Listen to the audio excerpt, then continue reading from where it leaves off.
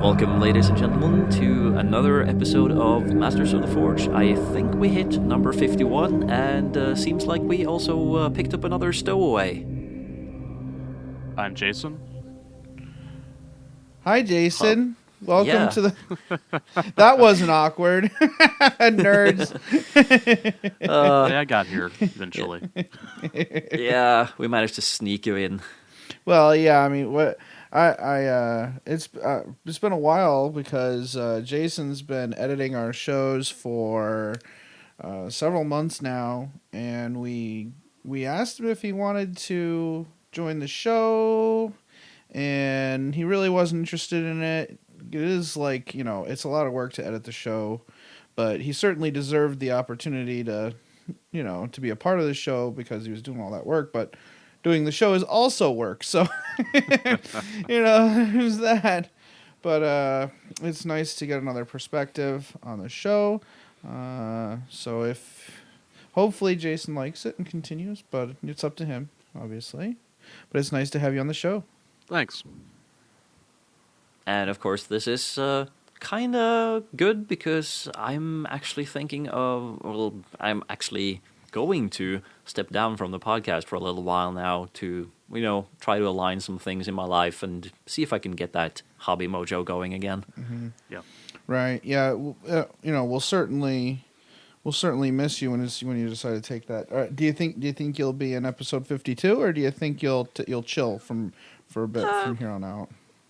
Actually, from the planning we've been doing, I think that I'll just have to stick around for 52 also. But, it's not like I'm leaving forever. But I might not be super involved in the whole recording of the show. But, now that I've announced to the other two here that, I think I want to step down for a little while. Mm-hmm.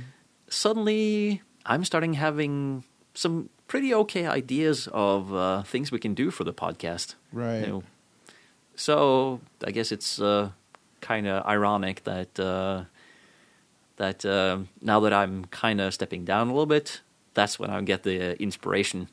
Well, yeah, you don't have to follow through with any of that if you don't want to, but it's certainly good. It's certainly good to, to get your house in order if you need to, and you're always welcome on the show, regardless of how long a break you take or whatever.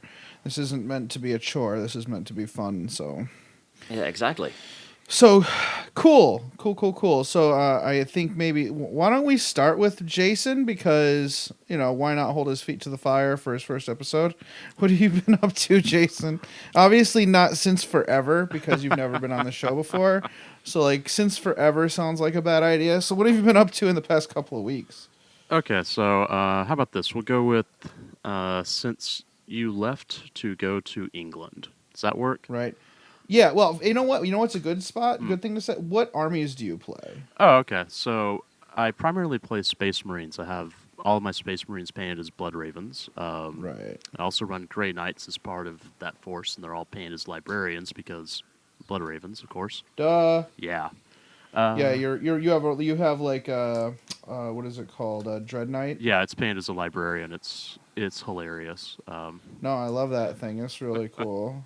And then I have, let me see. I have a little over 1,000 points in Legion of the Damned because I am, I guess, a masochist. I don't know. Yeah, they're all kit bashed. I didn't go through and buy the metal models because I didn't. Well, Yeah. Nobody buys 1,000 points of metal Legion of the Damned. Well, that night one. That's pretty much like buying 1,000 points or so of the good old Grey Knights. Oh, yeah. Well, I didn't want to dislocate my shoulder either from carrying them all over the place. I've heard some rumors that the good old-fashioned Grey Knights players had these really well-developed biceps. Our buddy Skip, he had a whole army of old school Grey Knights, and he replaced them with plastic. So, but he wheezes a lot more now, so maybe he should have kept them. I've never seen his full Grey Knights. I know he has more than he has brought, but he's kind of not retired them, but he's not playing them until. No, he insists that it's because he thinks it's not fair to other people. I don't know. I just think he doesn't want to play. Hearts and farts, John. Anyways, have you been adding to your Blood Ravens recently? Yeah. What have I been adding? Well, hold on.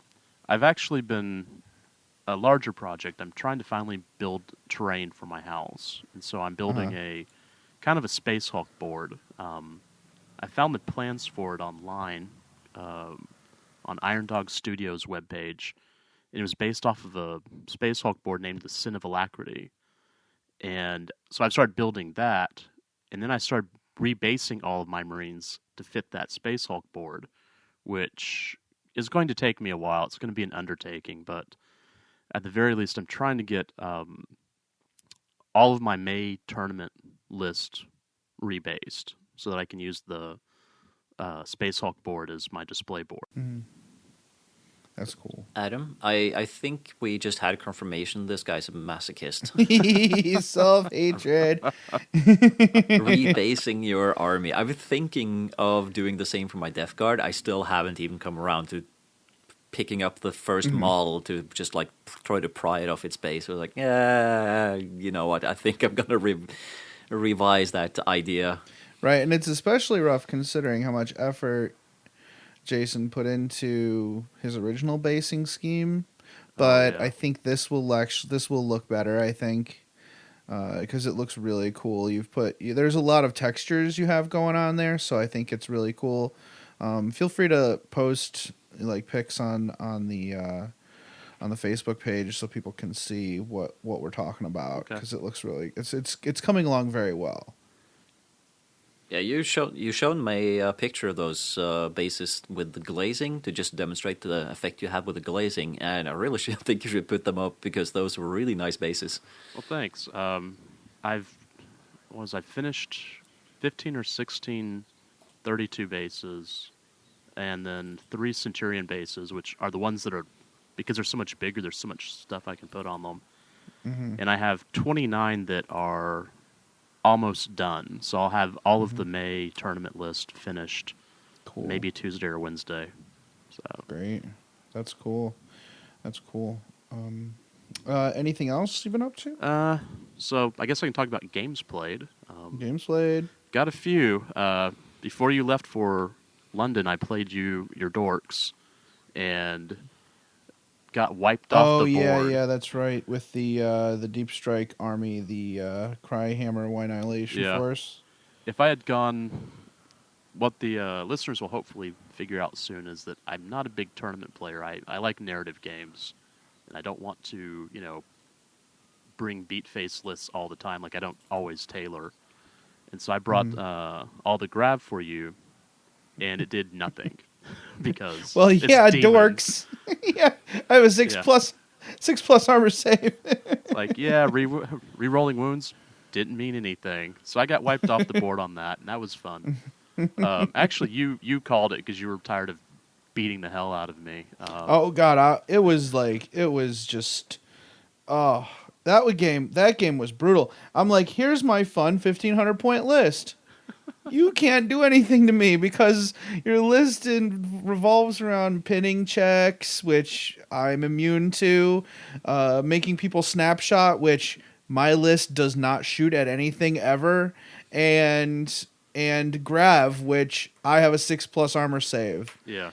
It was literally just probably the worst matchup you could have possibly got. And the other half was Legion of the Damned, and so they didn't show up until, turn 2, 3, they showed up late. 4. Late to the party. Yeah. And I still get like invul saves against their Melta and stuff. So it was kind of a tough game. I mean, we always have a good game, but woof. Yeah, that one was. It kind of felt like that one game with all your whirlwinds against my walking orcs. Oh, yeah. Except the other way around, just like fucking freaking barrage. Dead orcs.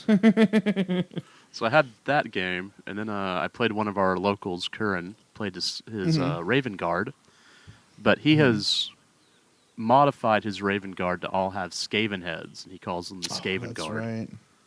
The Skaven Guard. Yeah. Snorre, you gotta see these models. Homeboy has bought he's bought Skaven. He's also bought some of the Mantic. What are they called? I don't know. There's like Mantic Rat. There's a Mantic Rat People army. He's bought those, and he's bought Space Marines, and he's making Raven Guard out of them. And his Storm Raven has Interesting. pieces off of the Doom Wheel, I think, is like a Doom Wheel or something else in the Getting Started box. The bell, Yeah. the plague The Screaming Bell? Screaming Bell, I think so. Regardless, it is properly like all covered in ratty things. It is I can't wait to see how he paints it, because I'm not sure how that's all going to work out, but I love it nonetheless. It's very imaginative. Yeah. And then that same night I played Karen, I played Alexis and her White Scar list. And it was a total bike list. And whenever she brought... Wait. I thought she had Tyranids. No, that was the next week. She has a ton of armies. All the armies. She's got them all. But she played that White Scar list, and I looked at it, and I knew it because I'd actually run really similar, and I was like, well, I'm going to die. This is not going to be good. But it was a fun game. And then last week I played against Pete. Hi, Pete. I know he listens. With his Nids and Flyrant list. And he asked me to bring a tough list. He's like, I'm trying to test this for a tournament. So I brought all the bolters. Every one of them. Heavy, regular, everything I could. But with Skyhammer, bolters that's what you bring is bolters. Yeah. And so, and then I stole initiative on him. And so I was able to take out all of his Gene Stealers and one of the Flyrants.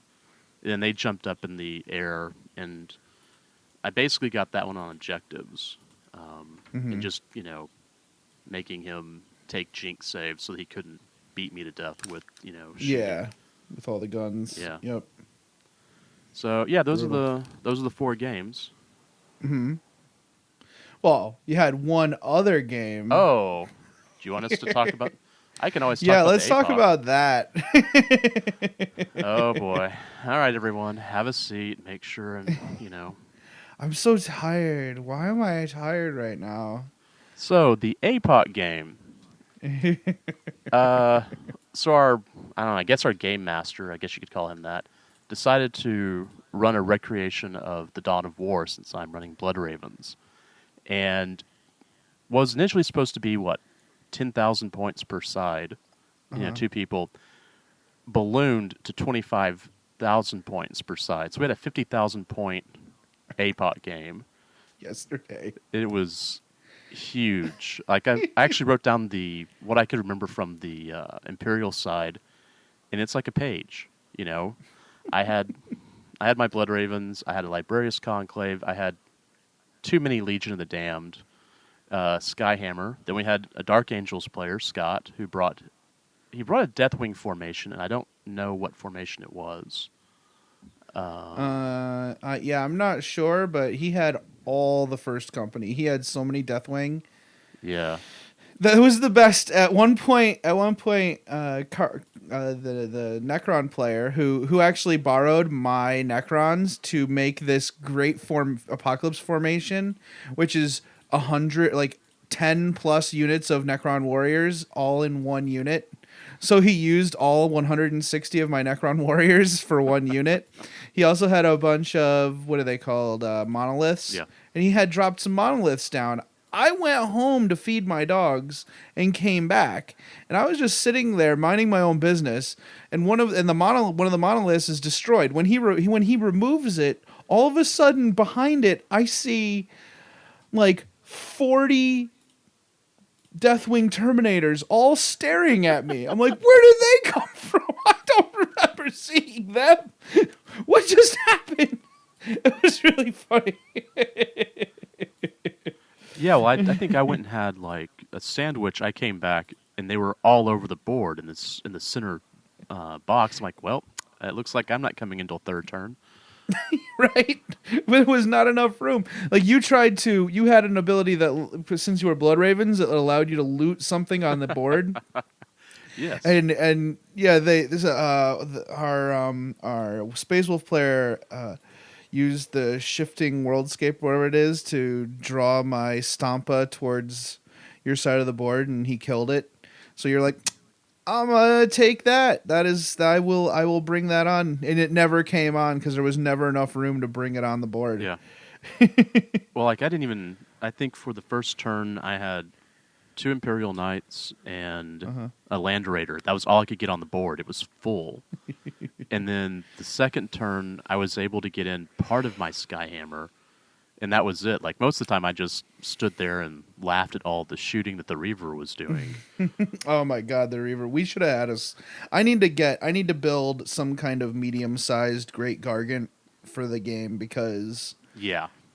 you need to have in games like that. You need to have at least one good, big, hefty Titan in order to clear things off. You need to make room. You need to be able to just say that unit is gone and there's nothing you can do about it because otherwise the apocalypse tends to get bogged down and nothing really happens. You want those moments where just insanely world shifting things happen. Like one of the best moments for me was like I had my shock attack gun sitting on top of a bastion that I'd purchased with a unit of artillery.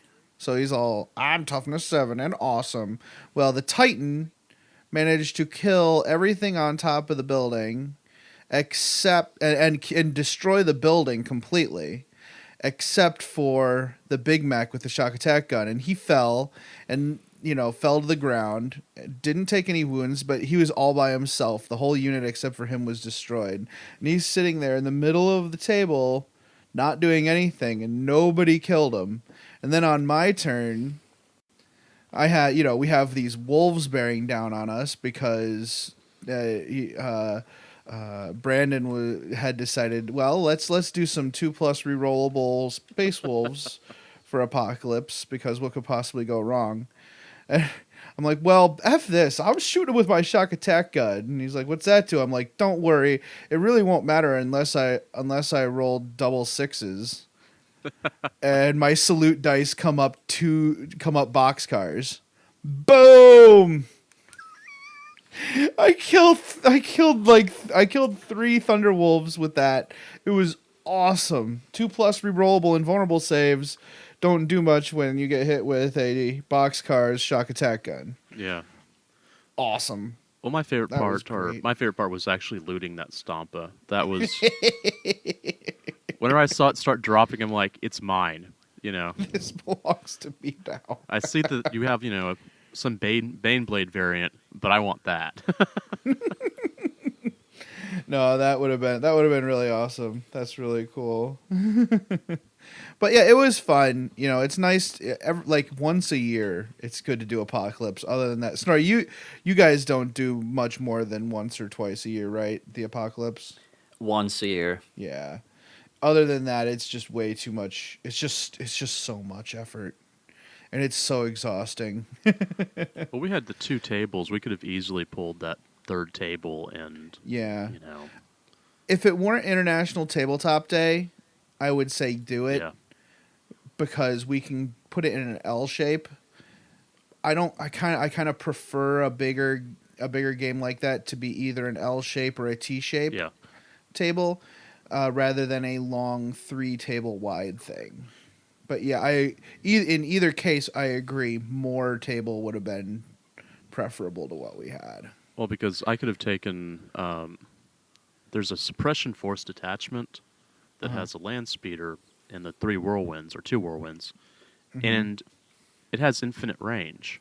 So wherever that land speeder is, I think it's like 2 feet from the land speeder, you can hit anything. It doesn't matter where the whirlwinds are. That's cool. That makes sense. Yeah. Spotting should be a thing in the game. Spotting should just be a general rule in this game, to be honest, because with all the we do it in real life, so they do it in BattleTech. Yeah. We have spotting in BattleTech. Yeah, we should definitely have like an indirect fire spotting rule that we can use in the game. Anyways, that was fun. I think, I would definitely do it again next year. Yeah. The Exterminatus event used to be a Apocalypse game that we would, broadcast across the airwaves, but it was just too much. and people prefer to have somewhat competitive events. So this year the Exterminatus is an ITC event, but it was nice to get that Apocalypse game in as well. Maybe we should make it a double event next year. Like bill the Albany Exterminatus event as a 2-weekend event. The first weekend is the Apocalypse game, and the second weekend is the ITC. Yeah, that sounds like a good idea. Right, but the second one would still have the theme of like we do some appearance scores for favorite super heavy, either brought in as to use as terrain or as part of your army. Yeah. For the ITC event, so we'll still do that. We'll still make it part of that kind of theme. But yeah, so I guess that's it for you, Jason. Yeah, pretty much. Yeah. Snorre, you've been busy. Yes, I have. In many more ways than one, actually. Yeah. So shortly after we released the previous episode, I broke up with my girlfriend and asked her to vacate the premises as soon as possible. Yeah, I mean, I really feel sorry for you, Snorri. I'm not too sad myself. Anyways, enough about that. With this newfound freedom that I suddenly experienced, I started painting my Baneblade again. Yay! My multi-case. Yeah, it's looking. Yeah. I saw you called it the multi-case. Is there a reason for that? It was the multi-version Baneblade casemate variant thingy. So it's like, you know what, the multi-Baneblade casemate. You know, let's just call it the multi-case. You should have painted it blue. I know. That would have been awesome. I know. There's a limit to how much advertising I can do. Maybe if I could get like a custom foam for my Baneblade or the casemate variant.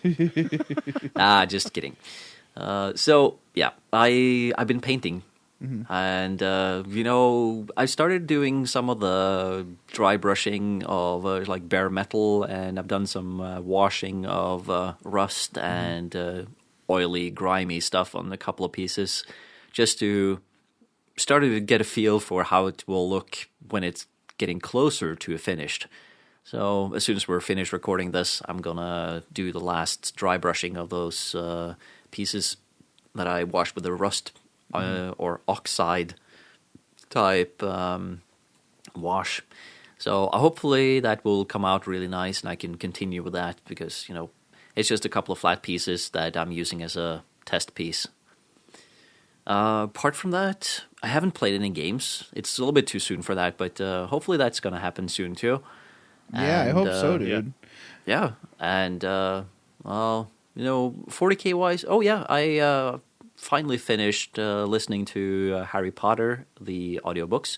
So now I'm free again to start reading or listening to some 40K stuff again. Sweet. Nice. We should definitely talk about that because we did start the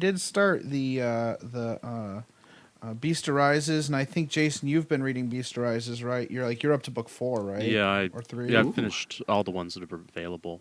It's a great series. I mean, it's, Sundering period. I mean, I don't want to go too much into it because I don't want to spoil anything for anyone, Right. but the character development is really good, and I like the authors. Rob Sanders is on there, David Andel,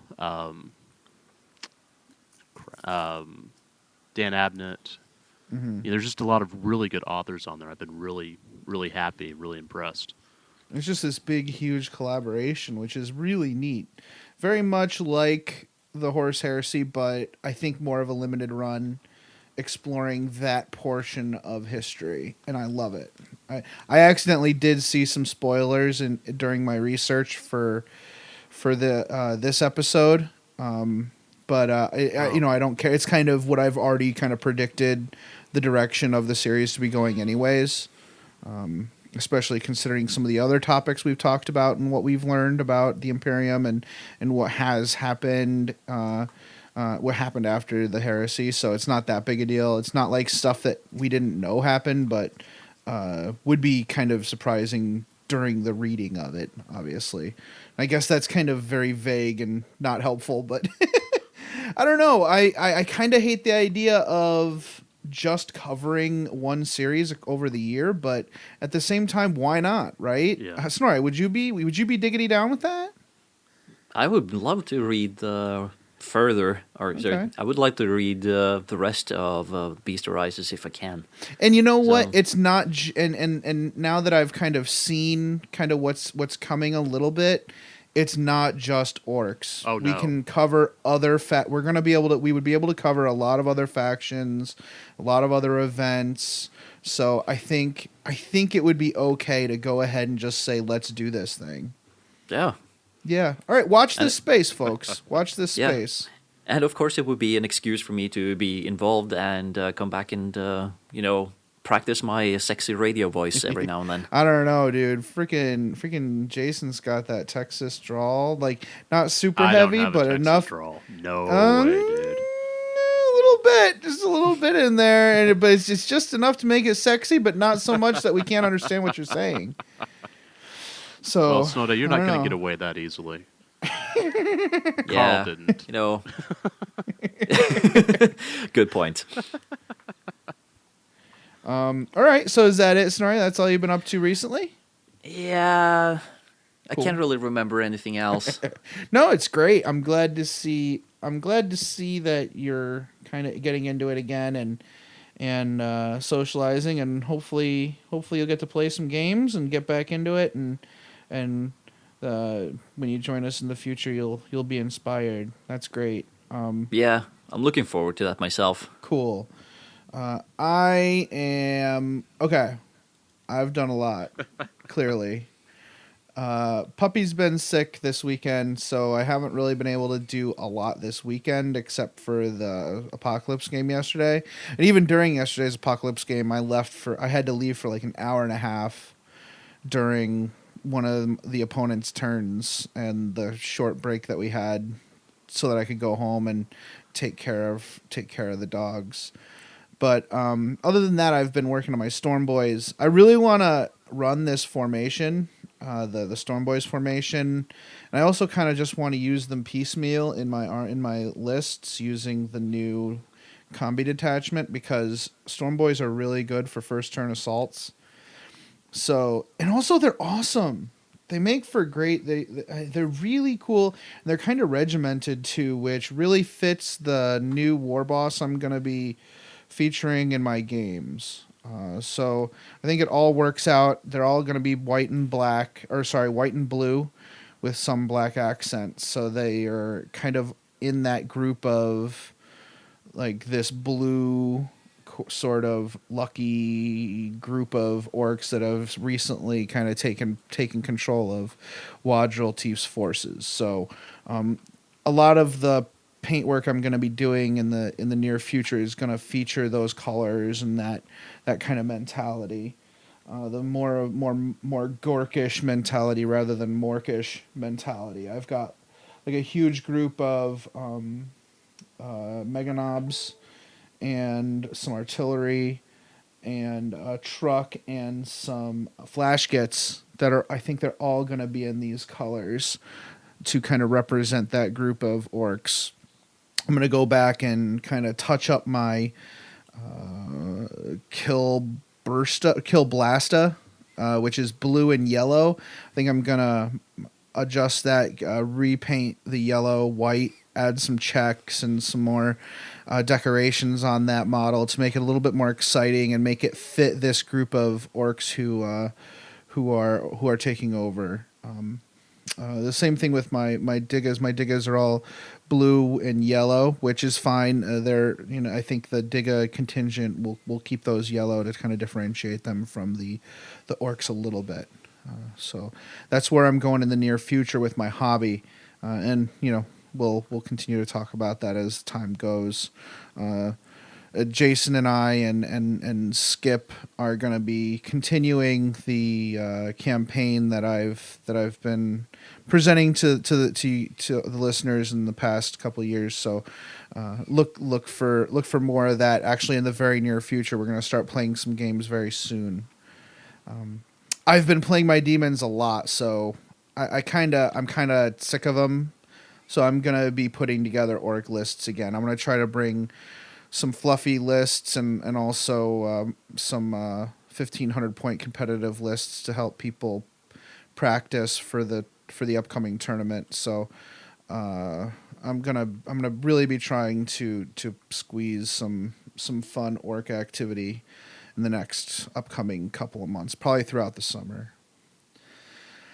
So yeah, we've also been debating the new psychic powers for Space Marines. Oh yeah.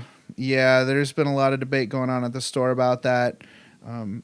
Clearly, these are fun for narrative games, and as long as you're fair about how to adjudicate them, they're not a big deal. For your fun, for your fluffy narrative, like friendly games, I suggest some adjustments. For example, I wouldn't allow for the one that moves terrain. I wouldn't allow the terrain to like turn or spin or change orientation, and I wouldn't allow it to like jump over other terrain or units, because that doesn't really make sense from a narrative perspective. I would see it more as the terrain actually moving across the ground, like the ground rolling the terrain forward or backward or whatever. So I would keep the same orientation of the terrain and the units on the terrain, and have it stop if it touches another piece of terrain. I think that's a more narrative way to play that. What do you guys think? Is that the geokinesis, or is that the... Yeah. Geomancy. Okay, yeah. Power. It's an interesting thing, but yeah, I think that the solution you just talked about here is probably a better one, because it's probably not so exploitable as just like randomly doing stuff. Right. Yeah. Right now, people think you can like just pick up the piece of terrain and then drop it in front of another unit. Where I don't think that's how it works. I don't think it it doesn't really teleport the terrain. It's moving the terrain around on the board. So I think you should actually have to like move it as if it were being moved, rather than just magically picking it up and dropping it somewhere. I think that makes more sense from a narrative perspective. Yeah. That's just a little bit of extra, on your tabletop there in the intro. Folk, give it a try. Let us know what you think about that and how that works for you in your narrative games. In my mind's eye, I can see that a lot better than the way we play it now. Yeah, the next couple of weeks I'm going to go through and actually do some test games with it, because I run a lot of librarians, and I looked at it and went, okay, do. I could do that, but like I said, I'm not a tournament guy who's trying to be douchey. Well, and most of your lists, I don't think it would benefit them all that much, anyways. Yeah. And I think, I don't think most people's lists, it's a big deal. Yeah. It's not a big deal for most people to use these powers. It's only when you play at that super high competitive level that they are a problem. So I would strongly recommend all our listeners give them a try. And if they're great fun for you, let us know how you use them, and maybe we can, help other people come up with ways of mitigating some of the not fun that's been happening for them. There's been a lot going on. We're getting a new flyer book. What? Yeah. I'm so looking forward to this new Orc flyer. Yeah, and seriously, that Stormhawk Interceptor, as I'm calling it now, the Dakahawk, because it has... There's already people online trying to take credit for GW stealing their idea for conversions. Oh, yeah. It's like... Yeah. Some things are just foregone conclusions, people. Well, I looked on the GW site to see what was, how they were putting the kit together, and it's now a multi-kit. It's both the Stormhawk and the Storm Talon. Oh, cool. Same thing with the Orc one. Yeah. You can build any of the Orc ones with this. So if you're handy with magnets, you might be able to... Seriously, though, my one yellow Jockajet, I'm missing most of the magnetized pieces for, so I might cannibalize this kit to fix that kit and also build the new one if I can. And if you're bad with magnets, then you have a lot of bits to play with and, kit bash and convert with. Absolutely. Oh yeah, that's gonna have a ton of awesome bit. Like any orc player worth his salt would just gush over all the extra shooty bits and bomby bits that you can get out of that. Like I can make a million more storm boys with just all the bombs and missiles you get from the Oh Jet wow. kit. Right? Yeah. Yeah. If you buy that Jet, if you buy that kit, you can make storm boys straight up just out of regular boys. Not a problem. Well, one thing I didn't mention earlier was that I'm starting a small orc force to play Gorka Morka, and yeah, Oh no, that's music to my ears, Jason. I blame because you, Adam. It's well, of all course you blame me. your And the fault. best part is when you start a small orc force, it's only a matter of time before you've got a giant Sterilite container full of unpainted orcs that you need to work on. Well, Uh, because I love kit bashing and I love converting and whatnot, but to do Imperial stuff, you have to have it really clean, and I don't have the skills set at this point, but as I'm getting better, the thing is I built a orc truck out of the top hatch of a rhino that looks like a speedster. It's really a funny looking vehicle. It's all plasticard and that one GW piece. Yeah, you'd be surprised how just a few GW pieces on top of a scratch built thing can make it look great. Like my labas are all pieces from the hardware store with some GW orc bits glued to them, and they look pretty good. You also have some rhino tops on there, don't you? Yeah, rhino tops. Yeah, all kinds of weird Jet pieces actually are on there from the Jets. So yeah, cool. So I guess here's what's going to make the intro long. I want to quickly talk about England and give some shout outs to people who are awesome. I am very grateful to Carl and his group for being so kind to kind of offer, to blah. I don't know if offer is the right word. In making me feel welcome in that group of folks who travel. I love hanging out with these guys with Jason and Adon and Carl and all the other fellas that we've hung out with in the past, meeting the same people at all these conventions and stuff. And in this case in England. And I even kind of imposed myself on Jason and Skew, who's Andy, who Jason lives with, because I really couldn't have afforded to do the trip and also do some purchases if I'd had to stay at a hotel in London. So they kept me up, and I also kind of wanted to actually experience London. Not just as a tourist, but as like a human being. So that was really great. Staying with them, I kind of really experienced the actual life of someone who lives there, which is good. I mean, obviously I didn't work at a job while I was there, but you know what I'm saying?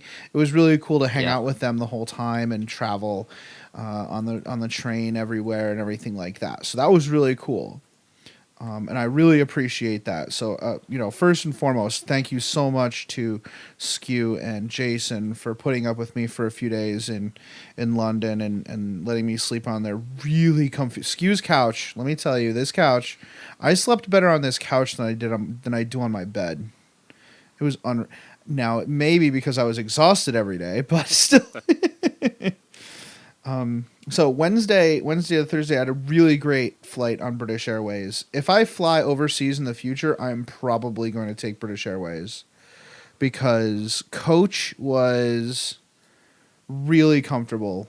You can watch I watched like Star Wars, Force Awakens. What was it? Straight Outta Compton, like all fairly new movies. We were able to listen to or listen to music or whatever. It was really cool.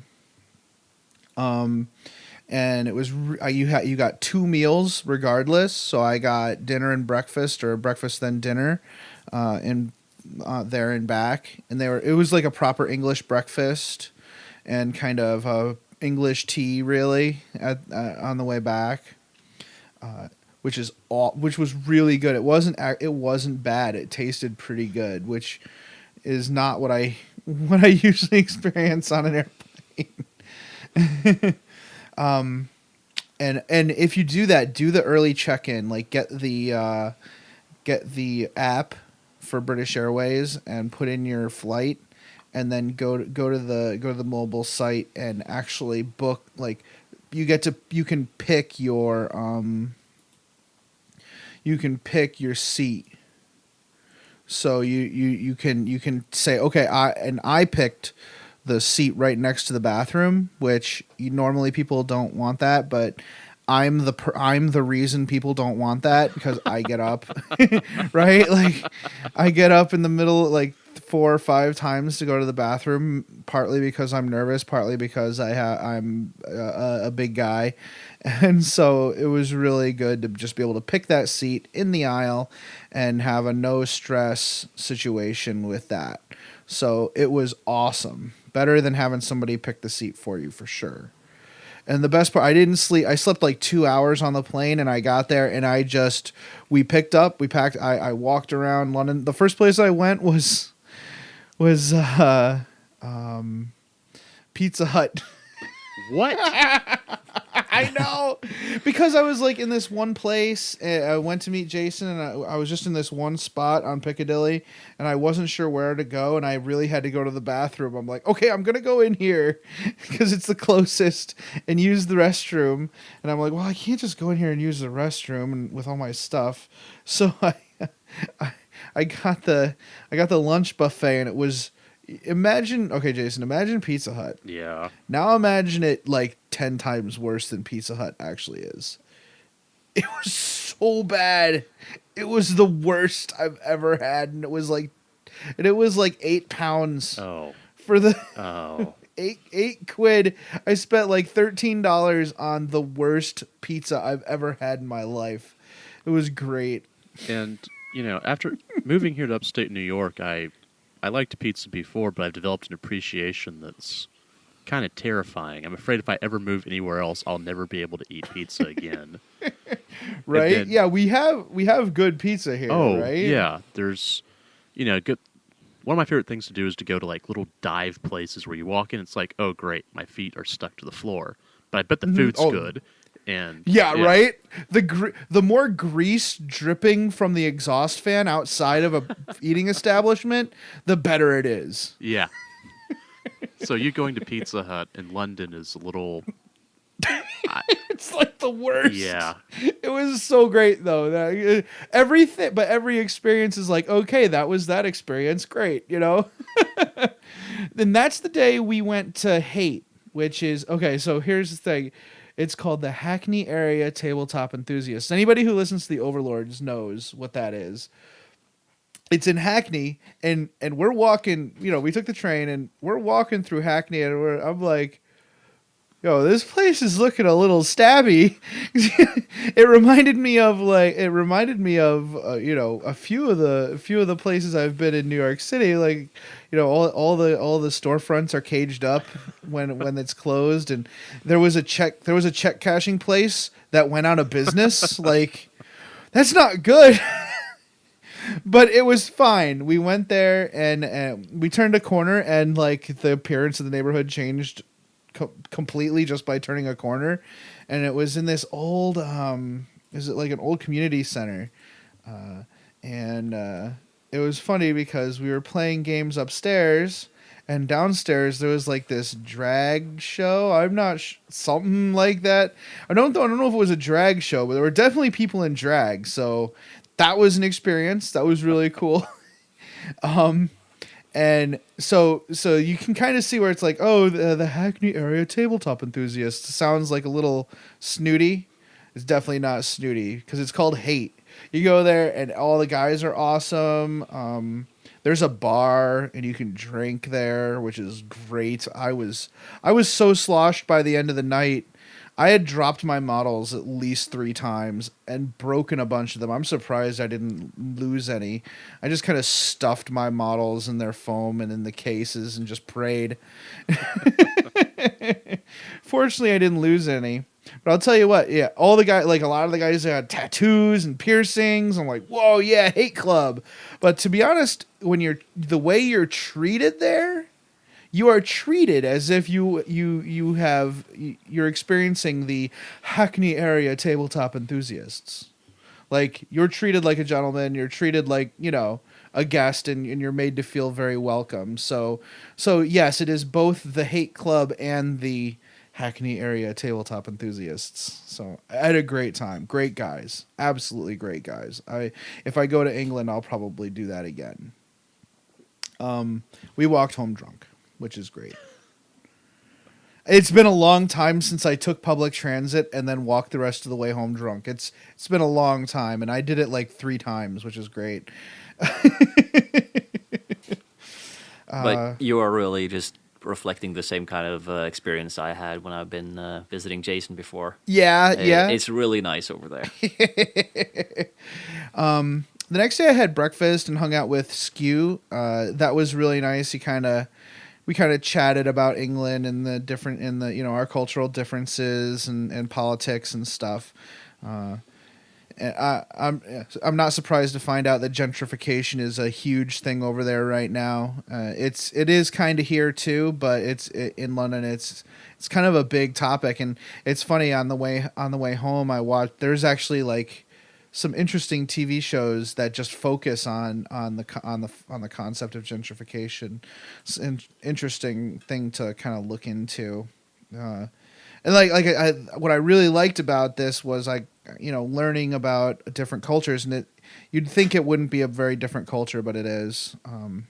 Probably not as much as going to a non-English speaking country, but there are still the cultural differences that are fun to learn about and interesting to talk about. Friday was the day we did our tour. Johnny took us around, and with Tommy, Doug from Table War Doug, and Blake and Ed from Life After the Cover Save, and Campbell from Boston. He's a cool dude from the IC's forums. And Ed's brother-in-law was there. He was really cool. And Jason was there too. So we kind of went around Big Ben and ate at a Cuban restaurant. Went to the Imperial War Museum. War museums can be a little super patriotic and like, yay, war. This was kind of not that. It was very harrowing. Like, we went through the World War I exhibit, and I came out of that like, wow, war sucks. Real war sucks a lot. Good thing we have sports. Right? Like, damn. And it as harrowing as it was, throughout the trip, there was so much opportunity for pun that I'm glad Skip wasn't there, because the Piccadilly line, the terminus of the Piccadilly line is Cox Foster, and the automated voice would say, "This train is for Cox Foster," every single time it came to a stop. The dumb Americans would just giggle every single time. And the Imperial War Museum, there's a tank called the Willy Pusher. So that kind of that broke the somber mood a little bit. That was nice. Oh, goodness gracious. It was good. It was a lot of fun. Salute was fun. I met with a whole bunch of people. I can't remember all of them.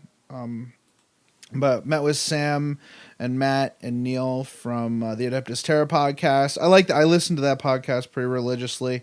I like those guys. Matt was excited that I really liked his orc buggy that he made out of a speeder. He was saying how it was, because he was chuffed because, I guess I'm Mr. Orc at this point. But what he failed to mention in his podcast was that I made it mine. Like, that belongs to me now, and he's just holding it. Now, I'm not going to explain how I make things mine over on the podcast, but it actually is mine. So I'm not sure what he's talking about. I wasn't just admiring it. Did you paint it It blue? belongs to me. You painted it blue, didn't you? For the Death Skulls? Only if my balls have blue in them. I'm not sure. And too much information. Thank you. Anyways, they're really cool dudes. I met with Ed and Nick. They're thinking about starting up a project, and we talked a lot about, what's important in starting a new project. And I really kind of focused on the same kind of stuff that Carl told me when we started this project is, finding your niche and doing something other people aren't doing better. I think a lot of the podcasts that fail these days kind of just try to do independent characters or try to do forging the narrative. When those podcasts just plain do it better than anybody else. So And you can always, or sorry, not you can't. You can always. You always have to think about what are you good at, because you can't really be good at 10 different things, because that's not going to be good enough in the end. You really should be great on one or two things and just like really focus there. Yeah, or at least fake it like we do. No, I'm just kidding. Yeah. So yeah, that was really nice to talk to them. It was really great to talk to everyone at the at Salute. I only spent a couple hours in Salute itself. It's very much a trade show, and we knew that going into it. I looked around and I just couldn't spend a lot of money there because everything has to be brought back. So there was one thing I'm kind of regretting. There were two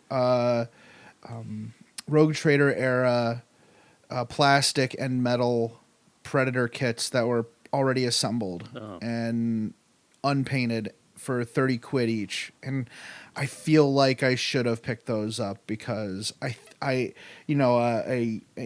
Space Marine armored company has always been something I've been interested in with the Aurora chapter, and I'm still interested in that, in doing something like that. So I'm kind of regretting not picking those up. But other than that, I just picked up Open Combat, which Gav Thorpe has been promoting a little bit, and he also did some of the work for it. He didn't originate it. The person who originated it was there, and I talked to them a little bit about it, and it's really cool. A lot of people are doing Frostgrave for their generic fantasy battles rules system, but I really like the idea of Open Combat. It's you if you have a miniature, you can play it. So if you have a favorite fantasy miniature, or if you have a favorite GW miniature of any kind, or a favorite Dark Heaven miniature from Reaper or Malifaux, you can make stats for it and play it in this miniatures game. It's this skirmish-based miniatures game. So that's what's cool. I kind of wanted to support at least one cool third-party game while I was there, kind of like John from the Overlords does, and I chose that one because it's a cool game with cool people, and I may actually play it. I have some friends here who might actually be interested in doing it. So, and of course, that day was over for me at around 12:30. So I went over to the pub and started drinking, and that was by the time other people showed up who. A lot of them, I apologize, I can't remember your names, but a lot of folks were like, "Can I buy you a beer? Because I love your podcast." So Snorre, a lot of people really appreciate our podcast, and they're really cool people. And it was we did really. Yeah, we really did see that at the Adepticon last year too. Yeah, we did, and I really am grateful for the listeners for coming up and. A lot of people don't want to approach. I mean, I was the same way with Carl and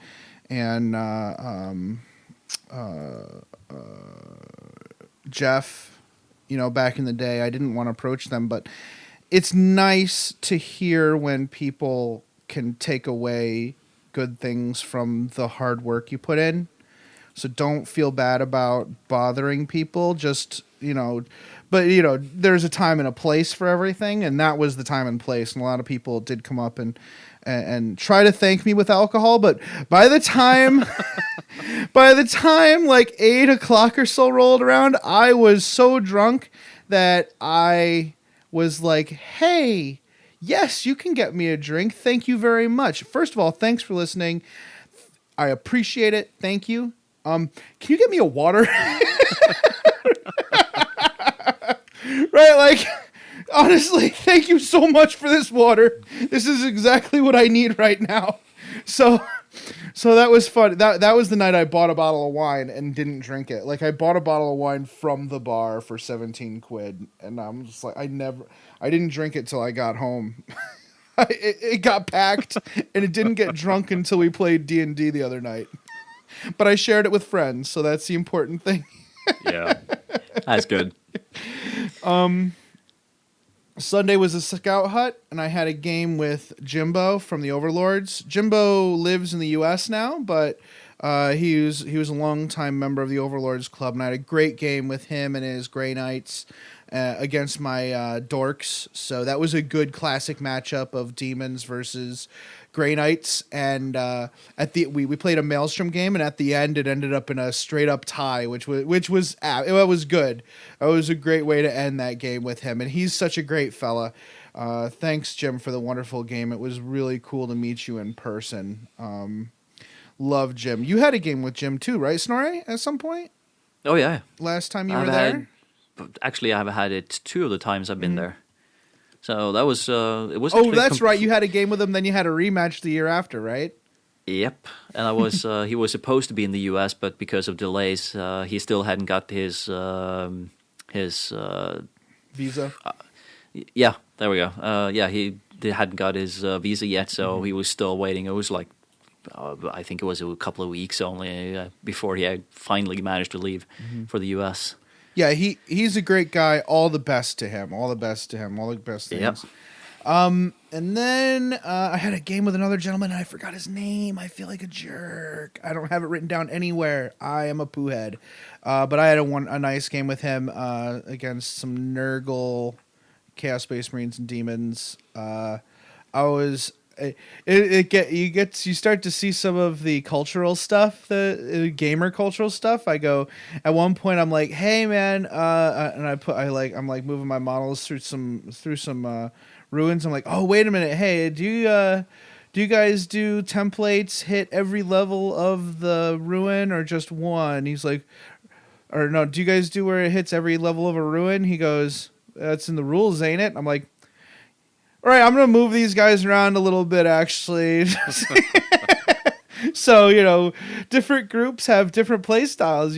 Sometimes you use certain rules. Just be sure to ask those questions, when you go to play with somebody else. Always remember to ask what all the house rules and stuff are, because we have way different ones than some other people might have, especially in a completely different country. Yeah. Had a great time at the Scout Hut. One of the gentlemen gave me a bottle of wine, gave out a bunch of bottles of wine and beer that I guess they make, which is really cool. So the bottle of wine I got is from CK's Gaming Garage Brewery. Invite only gaming. I'm not sure how publicly available this is, but shout out just the same. It's really cool. We got some. Yeah, this looks like this is a white wine, so I'm going to save this for the summer, put it in the fridge. Yeah. Have a nice, there's not, I love red wine. I love a nice dry red, but sometimes there's nothing quite like a chilled white wine on a hot summer day. So looking forward to drinking that. Thanks to those guys. Long story short, Nottingham was awesome. People have heard stories about Nottingham so many times. So I'm not going to really go into the details of it, but I had a wonderful time. I really enjoyed it. Anybody who lives in Nottingham is lucky to have it there. I love the fact that there's a bar and they treat you like an adult in England, where instead, you go into the bar, you get a beer, you go out into the game floor, and you play games while drinking beer. That is, and nobody bats an eyelash. That would be hard to do here in America. You would have to get, I don't know what you'd have to do to pass that through a city council, or I don't know if you'd even be able to do that here. There's no law against it, but everyone likes to prevent it because drinking is evil. Yeah, well, yeah, especially in gaming where there'll be kids and stuff, it would be really hard to pass that through a town council. Yeah. Yeah, it's a similar situation here in Norway too. So, anything that has to do with alcohol, you have to have all kinds of permissions and whatnot. Yeah, so it's hard. The train ride to Nottingham was awesome, though. I played Don had a really cool pocket game called Coin Age. So you use coins, and it's all territory. You claim territories on a little plastic card, using the coins as different point levels and armies, and you actually place armies based on flipping a bunch of. You basically roll the coins. You put one of each coin in your hand, shake it, and then dump them on the table, and that's. And whether it comes up heads or tails determines what you can do. And each player, both players pick either heads or tails as their symbol. So it's really interesting. All you need is a pocket full of change and these cards to play the game. And we played it for an hour and a half and had a great time. Yeah, that was really cool. But the museum was awesome. I had a game against Skew's Eldar, which was a fun game. I believe that one also ended up in a tie. He won. I think he won by. I don't remember. All I remember is we had a wonderful, wonderful time there and went to Ye Olde Trip to Jerusalem, which I guess is a tradition for that group. And my coworker said I have to go there because it's really awesome, and it is awesome. The food is great. English sausage, something about it most sausage that I've had is either like a spicy breakfast sausage, like a peppery breakfast sausage, or a German sausage, like a Polish sausage. I don't think I've ever had an English sausage prepared quite like this. It was really good. Had some onions on it, and it was over mashed potatoes. So I had a hard time not just ordering a second one and eating it, to be perfectly honest. Yeah. I also we played Dark Deeds with Kieran. Have you seen that Dark Deeds game pop up? No. It's really fun. I think Andy Chambers was involved with it. The concept is that you are a thief waiting to backstabbing people coming out of the pub drunk. And it's okay. You're stealing from them or backstabbing them, and it's really interesting. It's a card game, so the deck is the pub, and they march down the street one at a time, in a row, and so you're trying to decide who to mug and who not to mug, and there are cops too. There are constables that you have to watch out for who are also walking down the street, and if you wanna mug somebody who's closer to the pub than the cop, you have to sneak past the cop, and you use a 12-sided die. So good on them for using, the poor, much-aligned 12-sided die in their game. Yeah. Speaking of games, I actually forgot one little tiny little detail. What's up, dog? I purchased Armada. Oh, nice. It is so nice. Yeah. I'm looking forward to it because I pre-purchased it. I am supposed to get a Space Marine fleet and another extra fleet somewhere. And I haven't really found out where that is yet, but hopefully as soon as it's out, I will pick up either a Tau fleet or maybe... No, actually, I'm pretty sure it will be a Tau fleet if they release it. Yeah. Because, Tau. My buddy I still do G's have a been bit of playing love that, for and it. it looks awesome. It looks like it plays almost exactly like the tabletop game, except in real time. And I Yeah, think and that that sounds like a lot really of fun. busts my backside, the whole real time part of it. But Yeah. as soon as you just get used to the whole uh, hard turns and full speed stop as soon as you can kind of maneuvers, as soon as you get those into your fingers, it should be much easier. Okay, that's good. That's good. Yeah, I may pick it up. I don't know. I'm kind of deep into hobby mode, and I'm gonna harness that as long as I can. You know, and if any time where I'm just itching to hobby, I go with it because I know there'll be dry spells where I don't feel like doing it. So, you Yeah. know. Not much else happened. Tuesday Tuesday I had a game with Kieran. I always have when I meet up with Kieran. I always try to have a game with him because he's a great guy. Kieran's kind of guy who may seem prickly at first. You know, I think he might be someone who chooses his friends carefully. You know, Oh yeah. I don't know, But but I really he's like. a cautious. Yeah, he's a cautious person. It But seems, but so he's super cool. Yeah. He's such a cool dude, and I'm glad to count him as a friend. And so I have a game with him every time, and he introduces me to a lot of new stuff and new games, and he likes to introduce me to British comedy. So in a future show I'm gonna introduce some of the stuff he's shown me to the listeners because it's really worth watching. It's some really interesting and fun stuff. Like there's You know this what? one. There's this. All I have to say about British comedy is you could always do the classic, which is Blackadder. He's hilarious, but also Ab Fab. Oh right, like some of those series are just great. Even ones you don't think. Like there's one called Doc Martin, and I really like that show. My aunt got me into it. It's just about this poor doctor who suddenly develops heliophobia, which is I think it's hemophobia, fear of blood. Oh, yeah. And it's just great he has to like kind of go to this become a small town doctor after being like this renowned surgeon for years. He had to become a small town doctor, and it's just hilarious his interactions with that small town. It's kind of like a cross between House and Northern Exposure almost. It's really great. But yeah, I had a great time talking to Kieran, having a game with him.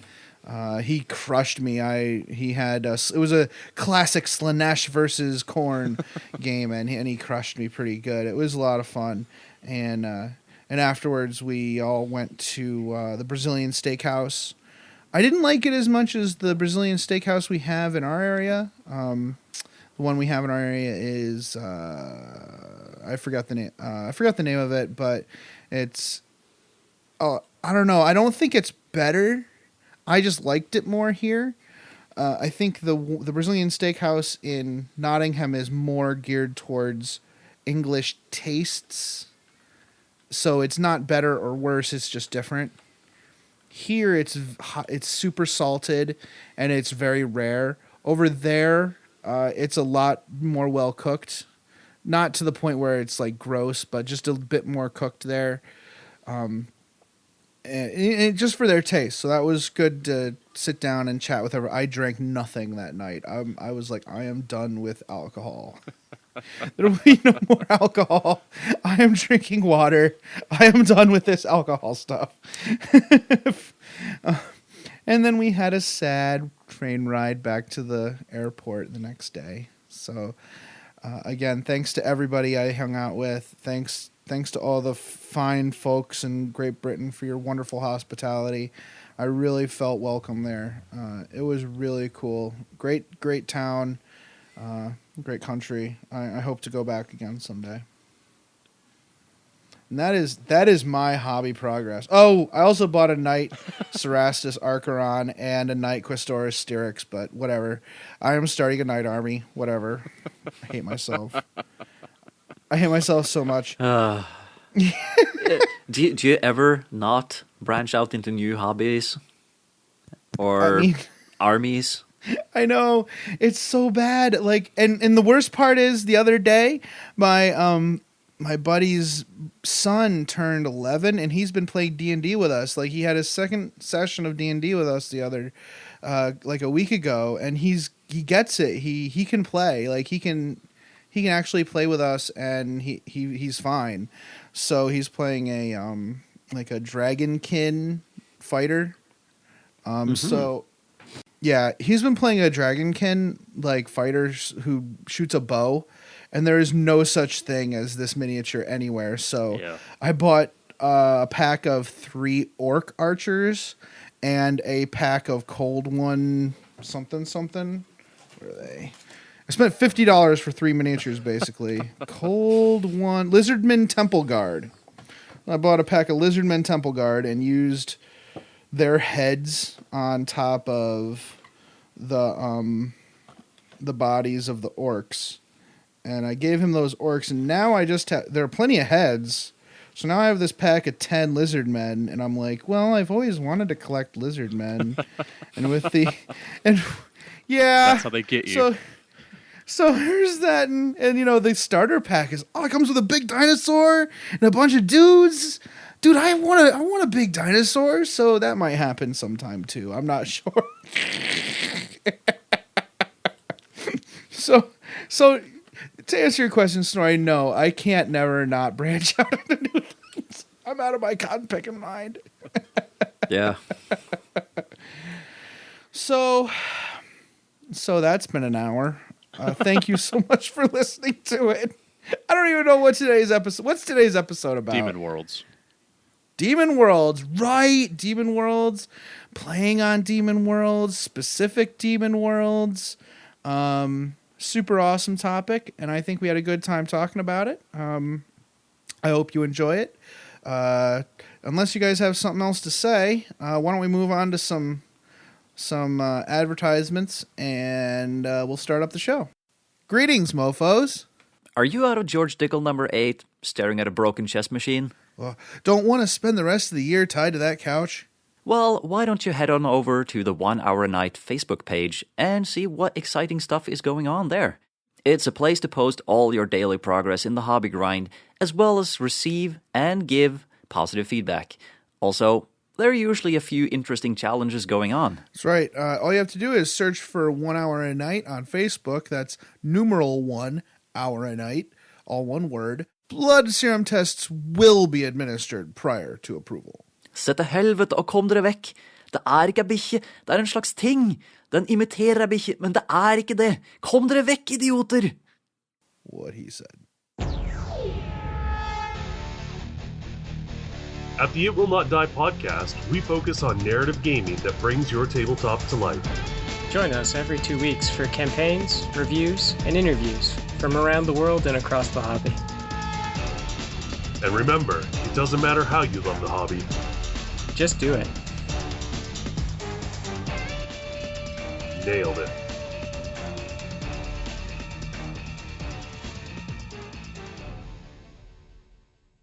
Welcome back. This episode, as we discussed in the intro, is about Daemon Worlds. Daemon Worlds is an interesting topic because it kind of dovetails into other discussions about chaos and about the Imperium. So I figured this would be a fun episode to bring you guys. Daemon Worlds are worlds essentially that have been exposed to the warp, primarily in the Eye of Terror. You see a lot of Daemon Worlds listed in the Eye of Terror and in Segmentum Obscurus. This is one of those instances where all the information about a thing being in a Segmentum Obscurus is actually true, because the Eye of Terror is there, so there are going to be a ton of Daemon Worlds. One of the other interesting things about maybe creating your own Daemon Worlds is to keep in mind the world it used to be, because most Daemon Worlds did used to be some other kind of world. So you can have Hive Worlds and Agra Worlds and Forge Worlds? Forge Worlds, which we discussed in the Mechanicus series. I like the idea of an aggro world that's been taken over by Nurgle, like because he's farming his delightful little plagues, and maybe I could actually see an aggro world being developed by Slaanesh as well, except instead of reaping disease, she is reaping souls for torment. So I could definitely see that. Well, it could be used as a food source for foodstuffs that give you exquisite pleasure. Mm-hmm. Oh yeah, definitely. Like, the strawberries of ungodly good taste. Right, poppies, like just entire poppy fields to fuel the corruption, the drug corruption of the Imperium. Like I could get that's another idea that you could use as a seed for your games and your campaigns and stuff. On these Daemon Worlds, the laws of physics become nothing more than suggestions. You have floating mountains, bubbling oceans of blood, and shifting landscapes. Rocks scream and cry when you pick them up. If you were to excavate the basements of a chaos bastion, the world could probably yell at you in fear, terror, and pain as you dig it up. Kind of goes with the territory of being a chaos planet, yes. Because chaos, ever changing, nothing's the same. Exactly. It probably a demon world would probably balk at the thought of a permanent structure upon its back. Yeah. Even the locations of the demon world itself can shift from time to time. You should never expect a demon world to be in the same location as it was the last time. You have to kind of chase it down every time you go there, or take a specific path to get there. Even I can imagine some ways that if you knew the location of a demon world and went directly there, you'd not find it, because instead you'd have to follow a specific path to get there, which is an interesting thought. Actually, speaking of paths, I guess that we could always have as an example here, the path isn't necessarily a physical travel from A to B in real space or in the Immaterium, but just as much a path of you have to do certain things. As in, if you want to find a demon planet of Slaanesh, then you actually have to engage in depravities that pleases Slaanesh in order to actually be shown the way. Mm-hmm. Yeah, I wonder that Tuska would have never found that blood world had he not engaged in the wholesale slaughter of humanity on multiple worlds before striking out to find it. Right? Exactly. Demon worlds have a pretty far reach, and we'll talk more about this later, but one example is that powerful psychers tend to have visions and dream of these locations, possibly the demon world itself reaching out to them and trying to entice them into trying to find them. I think that's an interesting concept. Yeah, kind of intrudes on your mind, even though you don't really want it there. Yeah. Now, demon worlds, of course, are an important resource to the Chaos Gods, and as such, they all fight over the demon worlds to see who can control the most of them, because they are breeding grounds and excellent places where the demons can find humans and other denizens of the universe, or the Materium comes there to just sell their souls for whatever the gods can offer. And often they have some kind of demon prince or a higher demon that rules it. And demon princes are usually mortals who have ascended from just a flesh body to something that is sort of a demon, just not quite. They're not actual demons, so normal demons, they look down on them. But being part mortal, you do have an understanding of the Materium universe, and that is worth its weight in gold for these demons, because they will look for any kind of foothold in the materium. And the worlds aren't just shaped by chaos itself, but these demon prince rulers, they can change the world by their own will and by the whims of the inhabitants too. So if you have a Slaanesh ruler, then, or if you have a ruler that's partial to Slaanesh's teachings, then you're probably going to have a world that is filled with all kinds of dens of, drugs, food, sex, any kind of excess you can think of. Mm-hmm. If it's a world that is, geared towards corn worship, then you'll probably find arenas and all kinds of places that encourage fighting and, warfare. Conquest, yeah. I love the idea of the Demon Prince being the kind of influence over the world, and how valuable those demon princes are to the forces of chaos, because even the chaos gods, I don't think, truly conceptualize reality.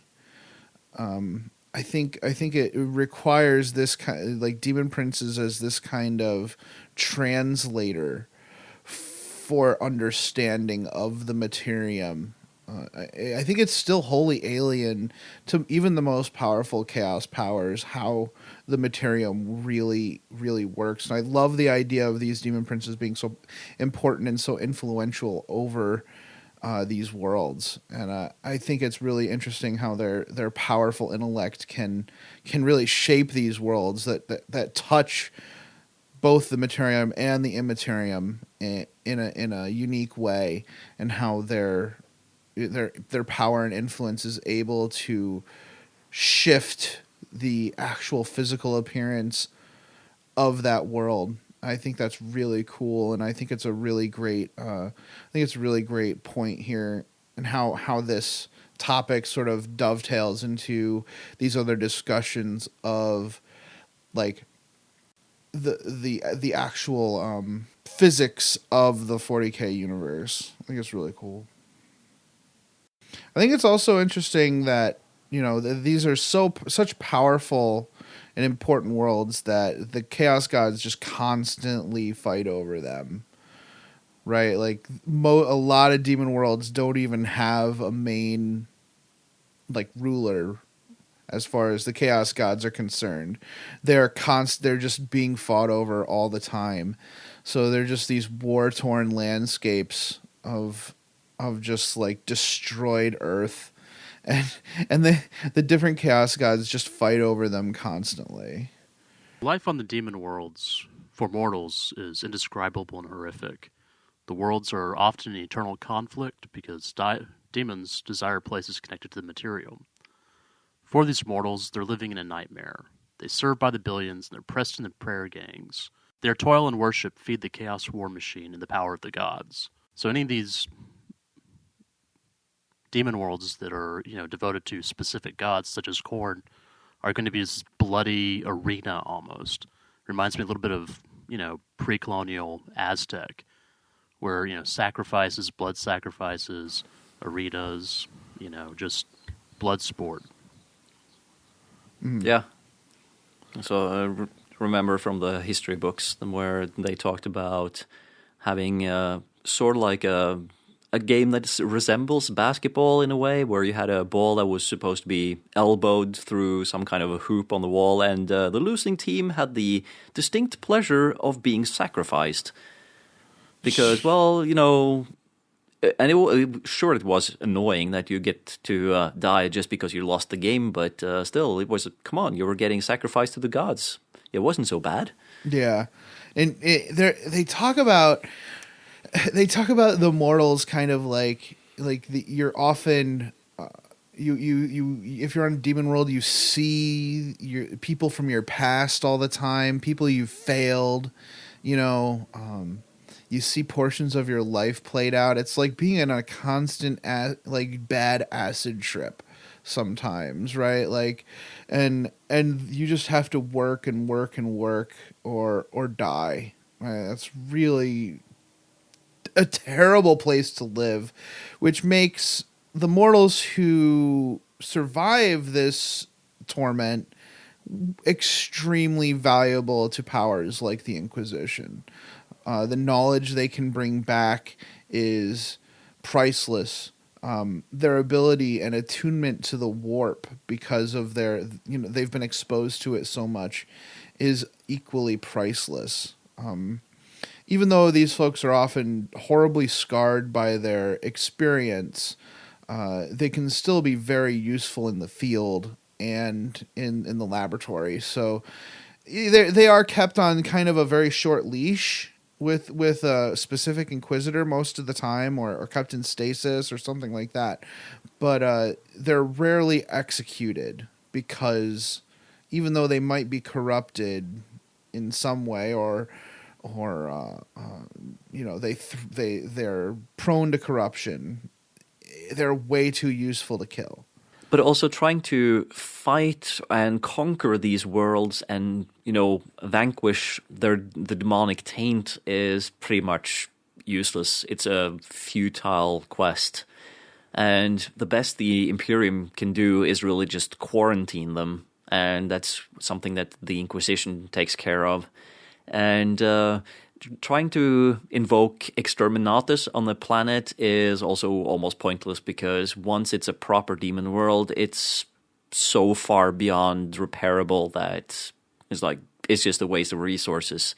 And that's why if a planet comes into the state where rebellion starts to happen and they start to smell the whole, this might be some evil corruption going on. Mm-hmm. They just push the button right away, because if they don't perform Exterminatus on the planet, then it's too late. Right. Yeah. If you kind of now don't, after reading a lot about these demon worlds, you kind of don't feel quite so bad about the Exterminatus order on some of these worlds we've talked about, because if this is the final result of a world that's tainted by chaos, then maybe Exterminatus ain't so bad. Yeah. 40 billion souls dead because, we don't want this place to turn into a demon world is actually a small price to pay compared to what those 40 billion people will do if it becomes a demon world. Right? Like, they might as well be dead, right? Yeah, that too. They'd probably they are dead to the Imperium anyways. And as an example, we have the Abyssal Crusade, and an example in freaking futility. Yeah, because it starts out with a dozen systems or so engulfed by the warp storm Dionys, and it echoes across the Imperium and affects a lot of other worlds. The Space Marine chapters within this area start to get affected and see their gene seed flaws amplified by this warp storm. Saint Basilius demands that those chapters should be judged, and although hundreds were cleared as, you're not corrupted enough to, be wiped off, at least 30 were found to be too tainted. These chapters, referred to as the Judged, they begged to be sent on a crusade to atone for their flaws, and Saint Basilius agreed to send them into the Eye of Terror to die with honor. What a nice guy! Yeah. Isn't he a nice guy? Good for him. All the Judged passed through the Cadian Gate on 321 M37, and were immediately attacked by a massive Chaos fleet, and scattered across the Eye of Terror in the retreat. Many of these chapters fell and became Chaos War bands in their own right. Some 800 years after the Crusade, still loyal chapters returned in 112 M38, having purged over 400 worlds. Busy bees. They did a great job. Nice. They purged 400 demon worlds. What? 2 years per world. That's pretty efficient. Especially and also considering this was about 30 Space Marine chapters. Right? That's incredibly impressive. After being ambushed by a giant chaos fleet and scattered across the Eye of Terror, presumably most of them working independently, that's pretty freaking impressive. And some of these chapters were detained, and it was revealed that the still living Saint Basilius was revealed by the chapter master of the Vorpal Swords as a traitor in service of the Dark Gods. Yeah, first of all, let's talk about that chapter name. That's Oh yeah. I want to start a Vorpal Swords army just from reading the half a page of information we have on these people. What a great name for a chapter. Everybody would have a power sword. It would just be the worst army ever. I don't even care. So cool. Yeah, all records of this Saint Basilius dude were expunged from Imperial Record, but memories are long in the Imperium, clearly. Yeah, and of course it wouldn't be the first time some clergy person claims something and thinks that they're doing good, or quote unquote good, and turns out they're actually doing something really bad. Mm-hmm. There's one in the rulebook that sent a bunch of Space Marine chapters on a penitence crusade, and when they came back, there's dude, you're a dick. So they just put him, all his written works, and all his followers onto a couple of transports and just sent them straight into the sun. Yeah, that was this guy. That was definitely this guy. They put all of his stuff. Oh, right, it was. Yeah, they put all of his stuff into a spaceship, and including him and all his buddies, and threw him in the sun. That's enough of you. Yeah. You could do a whole campaign based on this crusade. I think it would be really fun. Yeah. So we have a few examples of some of these kinds of worlds. I'm going to run through a few of them before we get to the ones that are really interesting. We have Eidolon, which is a former Maiden World, now a Crone World. I think we've talked about Eidolon in the past. A few things that have happened on there. Mendringard, it's got a black sun over a white sky. That's where that's where the demon prince Perturabo is right now. The whole place has been turned into this vast fortress with, Imperial agents describe the world as kind of this bleak prison planet. Not a fun place to live. Bubonicus, which I guess we can. I mean, it's called Bubonicus, so I'm sure that probably Nurgle has something to do with it. Yeah. If it says lakes of fire with spheres, lakes of blood with spheres of fire, I'm thinking corn. Right. That's what's so interesting about a lot of these demon worlds. Sometimes they're not what you expect them to be. Bubonicus is definitely devoted to Nurgle, but it's basically lakes of blood with these spheres of fire floating in the sky, and you might have to think a little bit outside the box to understand why. I mean, blood is a major carrier of disease, and this world is probably just a stew pot of disease. We have Malium, which it was the homeworld of the Sons of Horus before the Legion Wars in M31.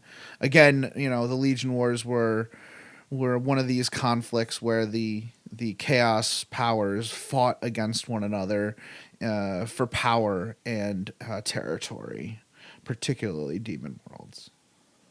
And moving on, we have Anthrax. Well, that one's kind of a duh, isn't it? Yeah, exactly. Pretty much writes itself. It's very nice and lush and full of pestilent stuff. Woo! It's covered in fungus-like heads that cough and sneeze mucus, and the world has claimed at least 3 Space Marine chapters, among them the Iron Drakes, who were corrupted on this world during the Abyssal Crusade. And in the process, they became the Great Death. Right, and that chapter definitely has Plague Marines. So Plague Marines aren't the only one, or Plague Marines aren't just old Death Guard. You can become a Plague Marine any day. Oh yeah, and the incredibly creatively named Plague Planet. Right, I love that. I'm pretty sure this is Rogue Trader era. Probably, stuff. Yeah. But this one is this one really deserves a better name because this is where the skeletal demon prince Mortarion and the Death Guard are based. So this is like the planet for me. Yeah, I never realized that Mortarion looked like Death, like the Grim Reaper. I would have assumed he was a big fatty demon prince. No, he looks like the Grim Reaper. That is awesome. Oh yeah. It's located near the edge of the warp storm that is the Eye of Terror. And it's a great place for launching future attacks into real space.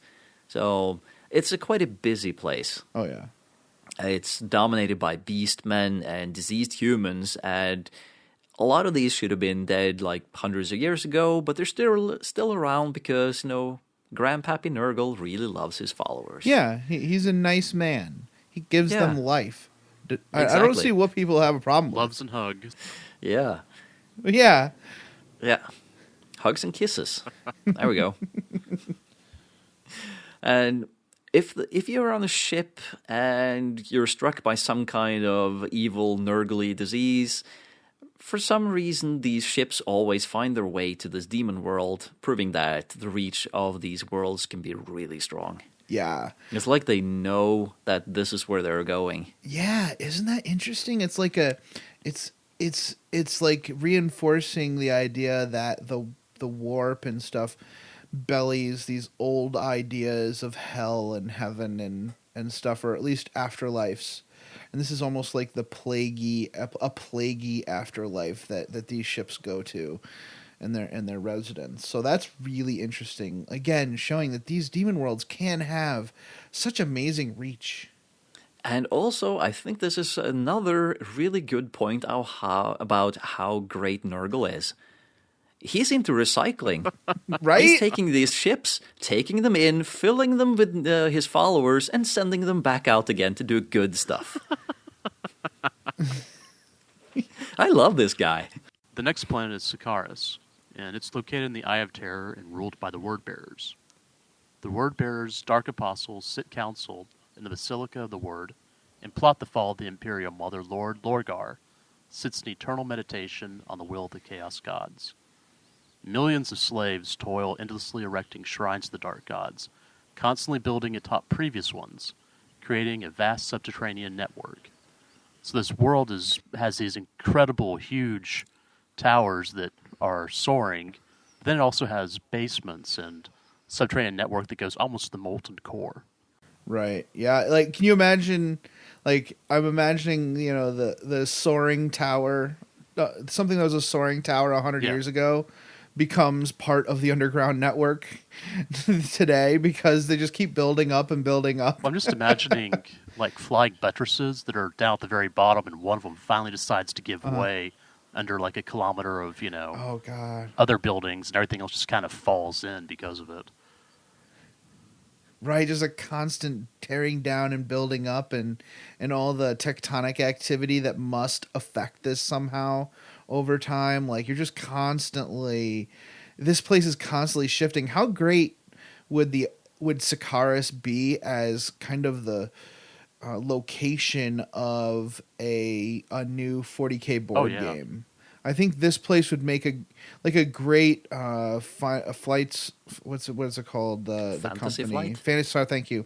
It would make a great, like, one of the first, like, actual, like, construction based board games by Fantasy Flight, where you're kind of just constantly trying to build temples to the dark gods on this shifting landscape. I think that would be really fun.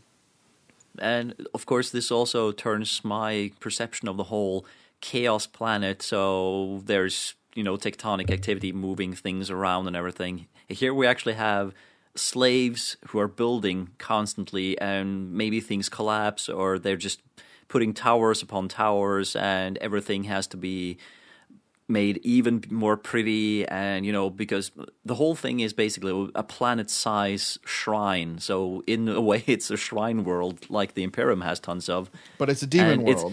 Exactly, but it's changing constantly because they're never done building. So the planet itself doesn't need to change because what they're building on top is doing the changing for them. I'm thinking of Escher here. What do you guys think?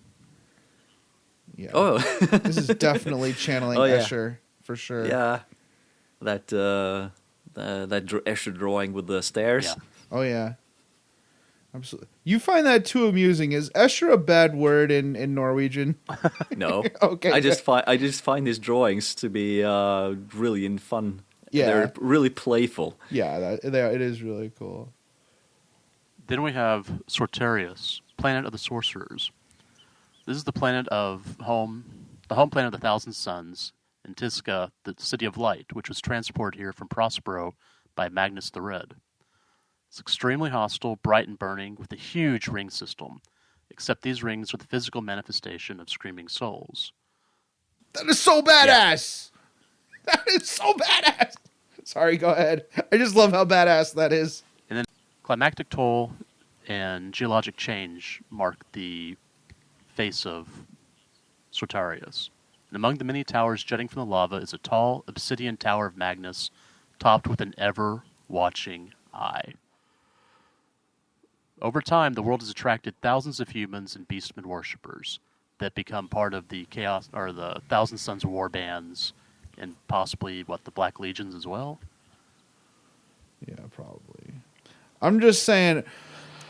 The rings, Barad-dûr. Sauron. Yeah, Sauron. I mean, yeah. Eye of Magnus writes itself. The Eye of Magnus, yes. Cool world. Another one we've talked about. But one thing that keeps popping up, guys, are the Beastmen.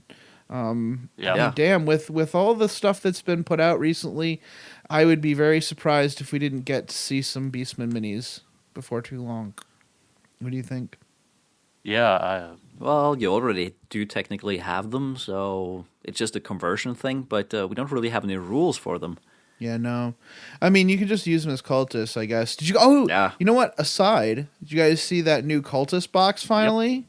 Yep. You can get a 20 cultists and a lord on foot for pretty cheap. Ooh. Yeah, they had them at Warhammer World. Yeah, it's finally, because until now it's always been like a 5-man kit that you get, and that's it. So it's nice to have another kit out there for cultists. Yeah, they released at the same time as the redo of the Black Legion supplement and Crimson Slaughter supplement. Right. Yeah, a good time for that. Of the last two worlds, the first one is Zana 2. So this is a Forge world controlled by heretics of the Dark Mechanicus. It's interesting in that it's the moon of a gas giant and a Hellforge. So it's, kind of uses the resources of the moon system to build nasty, horrible techno heretical constructs for chaos. And by this description, it sounds like it could fit perfectly into that little campaign you had where everything was planets around the gas planet. It is, yeah. It makes sense if you have a moon system to totally use it, because it saves you so much time and effort not having to traipse from planet to planet. If you've got a moon system around a gas giant, not only do you have all those metallic resources of the moons, but you have fuel resources right there in the gas giant. So yeah, it makes a lot of sense. So originally Zana 2 was, it wasn't a heretical planet, obviously. It worked independently of Mars for a long time until the Crusade, providing vast materiel for the war effort of the Crusade, and it really wasn't seen as a threat because it did its part for king and country. But once the Horus Heresy started, they worked neutrally. They tried not to put a stake in the war because they just wanted to be untouched by it. I think they wanted to be sure that whichever side they were going to pick, they were going to pick the winning side. Yeah. Right, and they were going to help that side too, right? They had a ton of materiel built up over that time that they weren't picking a horse in the race. So they looked like they were about ready to start their own assaults. We're not going to go too much into this. There is a lot of information about this world and what happened and the story. I mean, I'm sure you should look to the handful of Horus Heresy podcasts for future information on Xana 2. Oh, hey, Xana 2. Xanadu. Ah, look at that. Man, these people love their puns in the planet names. It is so bad. Yeah. This reminds me. I need to get that new Siege of Rax book. Oh yeah, you do. Yeah, you do. I need to pick up the stupid night book now, but everybody knows that from the intro. Anyways, the last one we're going to talk about today is Bulwark. Yeah, and of course, since it's called Bulwark, it has to be a fortress world. Duh. Yeah. It was originally a fortress world guarding the original Jericho Reach capital, Voronus. Now it's been claimed by the worshippers of Khorne and made into a lovely little camping ground for people who want to have an interesting vacation. It's a world of Khorne excess with constant sacrifices, blood pumping into the sea, skulls mounted everywhere. Really cozy place. But what's interesting is that this occurs in the Jericho Reach, which is an area that is being developed by Fantasy Flight Games for their 40k roleplay game system. And we discussed using Jericho Reach as an area that works really well for narrative campaigns back in episode 47. And this kind of moves us on to Daemon Worlds on your tabletop. Absolutely. So who needs to pee? I need to pee, and I need water. All right, we're going to take a quick break, and we'll be back for Daemon Worlds on your tabletop. Hey, Masters of the Forge listeners, are you looking to expand your Warhammer 40,000 gaming group? Do you want to start a 40k club in your area? Do you want the people you attract to be like-minded mofos? Do you want to advertise your YouTube channel? Or even attract more subscribers to your hobby blog or online community? Then what better way than to advertise on the Masters of the Forge podcast? All we ask of you is that you email us at mastersoftheforge@gmail.com or message us on Facebook with a full text of your advertisement, including the region in which you live and any contact information people can use to get a hold of you. We will have one of our many tech servitors read your advertisement on the air. We promise not to make fun of you. Though we can't always predict the actions of our servitors, you really can't find good help these days. No, you can't. Do you play more than one mini war game? Or do you like listening to shows which discuss other games and pan hobby topics? Combat Phase is a weekly podcast covering the whole hobby for gamers. We also interview a lot of Black Library authors. Join Kenny and Robert as they try to grow the hobby. Combat Phase, the best part of the game, is on iTunes and www.combatphase.com. Okay, so we're back, and it's time to put some demons on your tabletop. Well, Woo! I guess demonify your table. Yeah. Or, Yeah. We're going to need an exorcist soon. Oh, you're telling me all I can see are trains made of kitty cats dancing in my head for some reason. There's Yeah. this on your tabletop is a little bit scatterbrained. There's a little bit of this and a little bit of that, and somewhat cohesive, but somewhat not cohesive. But that's kind of just the nature of the beast, isn't it, Snorre and Jason? It's the nature of the Yes, beast. and whatever you do, don't go to YouTube and search for Syriac. Okay, so Dude, Kitty City This needs to go in the show Kitty notes. City is a demon world. I'm pretty sure. Holy crap, it is. This is a relevant topic. This is relevant to our interests, guys. Just go to YouTube and search for Welcome to Kitty City. Pause this. Go to YouTube, search for Welcome to Kitty City, watch it, Demon World. Now you're ready to build your own Demon World. Go ahead, Snorri. okay. So forces of the Inquisition. Oh, sorry. So we had this upgrade to the forces of the Inquisition Acolyte Squad, and they are the And the first one is Daemon World Survivors, and this may be added to an Inquisitorial Henchman warband for 15 points each. So the stats for the Daemon World Survivor is the same as an Acolyte, and they come with with flak armor, a las pistol, and a chainsword. Their special rules are Adamantium Will, preferred enemy demon, that means any unit which contains a model with a demon special rule, and that's the Daemon World Survivor. Yeah, I mean they just give your unit the Adamantium Will and the preferred enemy, so you're pretty much better off with just like one of those guys or one or two of those guys in your unit. But it provides a pretty good example, I think, of what that kind of model would bring to your Inquisitorial warband, I think. Yeah. It's a person with an affinity for demons and also with a hatred of demons. Mm-hmm. Like beyond what Inquisitors usually hate. Mm-hmm. And next up is the Nightmare Realm special rules. When you're fighting on a demon world, you are constantly harangued by your own senses, and it can slowly degrade your willpower. Because of this, we have created a system for sanity that you can use when facing such horrors, and that is corruption tokens. During a game set in the Nightmare Realms, there are many ways in which you can lose your mind. This is represented with corruption tokens. When the rules would indicate that a unit is awarded a corruption token, place a small, recognizable bauble near the unit, or something similar. A single poker chip with a number of tokens written on it can also work really well. Have fun.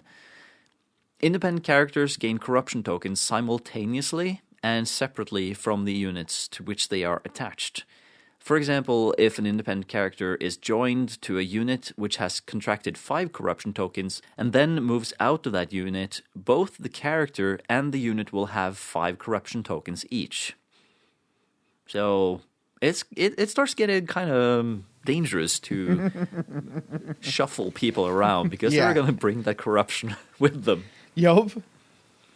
So do we cover the whole, so if one guy has 1 token already and the other squad has 5 tokens, then do they add up, or do they just, the one with the 1 token just gets the up to 5? They both have 5. Okay, so if they don't add up, so it becomes 6, but they just even out at the highest one. You'll actually see that as we go forward. Oh, okay.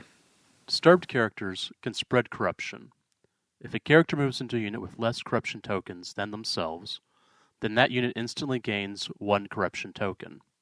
For example, if a character with 3 corruption tokens joins a unit with 0 corruption tokens, then they automatically increase their token count to 1. Just by their very presence, the more corrupted character causes the attached unit to be more corrupted. And being plagued with corruption tokens is both a blessing and a curse. The number of tokens a unit suffers from determines the specific effects inflicted upon that unit. If the unit is joined by an independent character with a different number of corruption tokens, then the larger the numbers is used. For example, if a unit has 3 corruption tokens and an attached character has 1 corruption token, then refer to the effects for 3 tokens. Effects are not cumulative. So the effects of the corruption tokens. 1 corruption token is -1 leadership. 2 corruption tokens, -2 leadership. 3 corruption tokens, -3 leadership. 4 corruption tokens, -4 leadership. 5 corruption tokens, fearless. That's that's quite a turn there. Yeah, it's amazing how that changes real quick. It's like, well, negative, going from -4 leadership to we don't care is. Yeah. Yeah. Oh wait, we've stopped caring. We've given in at this point. Yep. Yeah. I hope that makes sense to you guys, because I think it makes sense to me. Oh, yeah. Oh, yeah. And then 6 corruption tokens, fearless, plus a feel no pain on a 4-up. Now, 6 is the magic number of Slanesh. Oh, okay. I see what you're doing here. Yeah, ba-ba-da. And then 7 corruption tokens, fearless, all close combat attacks are poisoned 4-up, and it will not die. which is that's Nurgle. definitely Nurgle. And then 8 corruption tokens, Fearless and Rage. We're so angry. And then 9, the number of Zinch, 9 corruption tokens, Fearless, gain +1 invul save, and roll a d3 at the start of the controlling player's turn to gain one of the following: Smash, +2 attacks, or +6 movement. Now here's where it gets really fun. 10 corruption tokens. The unit is removed from play as a casualty, and a Chaos Demon unit of the same Force Org slot as a destroyed unit is summoned in its place using the standard summoning rules. This unit is chosen and under the control of the opposing player and must have the same number of models the unit had when it was removed. Yeah, again, we take a really quick turn from Zinch to Dam. Real quick here. So, if you're playing like Slaanesh, I would suggest using the Slaanesh models because it only makes sense there for me. But you're not bound to that rule. Just make it make sense for you. So there are a couple caveats here. Units containing models with the demon special rule don't gain corruption tokens. It's already happened. I guess the Avatar is immune to this as well because he's the freaking Avatar. Units containing a model with the Adamantium Will special rule roll a die when they're called upon to add a corruption token. On a 4+, no token is added. So they're very good at thwarting corruption already. Units containing a model with a Psyker special rule gain D2 corruption tokens when they're called upon to gain 1. So they're so open to the warp that that they could possibly gain more than 1. Interestingly enough, you could actually have a Psyker with Adamantium Will. So I guess on a 4+, you gain D2. So there we go. Units with the Fearless special rule may choose to take no voluntary action during their turn in order to focus themselves and remove corruption tokens. They may not move in the movement phase, manifest psychic powers, shoot, or initiate a charge. At the end of the turn, they may roll a d6 and remove that many corruption tokens. So this character or this group is steeling themselves for the task at hand, and they're capable of kind of resisting the temptation. This makes a chaplain with a jump pack extremely useful in any campaign that is fought on a demon world, and I don't see how that's metagaming because it just makes sense. Chaplain would be very helpful. Priests would be very helpful, and it sounds like the kind of person the Imperium would attach to any force that is meant to raid a demon world. And in case something doesn't quite go as planned, then the Ministorum priest I played when we had that Adepticon game, he would have worked too, because if you can't remove enough corruption tokens, he'll just use his Holy Prometheum flamer. We also have some Nightmare Realm terrain features to spice up your table a little bit. At the start of the game, before you roll deployment, check each piece of terrain to learn what kind of unusual effect it has, and roll a d6 to determine what this is. On a 1, it's Screaming. Basically, it's a cacophony of misery permeating this piece of terrain, and it can penetrate even the most cunningly wrought soundproofing. So even Space Marines with their, super ears that can either listen to things that happen miles away or block out Titans crunching stuff, doesn't work. It's kind of like the orc transmissions in the I Am Slaughter book. It gets into everything, no matter how hard you try to block it out. And such screaming can, of course, drive even the most strong of will completely stir crazy. Every turn a unit spends inside this piece of terrain, you place a corruption token on the unit. Very simple, straightforward. I would say if you're rolling these for things like defense lines, I would say if you're just close to it, what do you guys think? Something like that? Like if you have a statue, like maybe within 4 inches? Does that sound good to you guys? Yeah. Yeah. If you roll a 2, then the piece of terrain is visceral. The terrain feature is represented by the flowing of blood or awful, something disgusting. And, the example could be, for example, this could be a river of human remains, a building with blood dripping from the walls, or a forest thick with hanged people, something really disgusting like that. If a unit has at least one model in this terrain feature at the start of their assault phase, roll a die for that unit. On a result of 1, one random model in the unit attacks the other models in the unit as if they were enemy models. The controlling player's opponent makes these attacks as if the model were the opponent's. If you roll a 3 on this table, then it's a shifting piece of terrain. You scatter the terrain 3d6 inches at the start of every game turn. If all models in a unit are completely within the terrain, then the models move with it. If they are not, they take 2d6 strength 6 AP4 hits and stay where they are.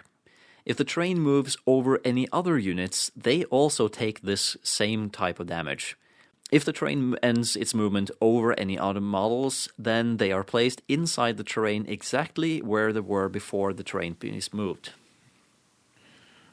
So I think that would be kind of fun. The movement of the terrain, that makes sense for Daemon Worlds for sure.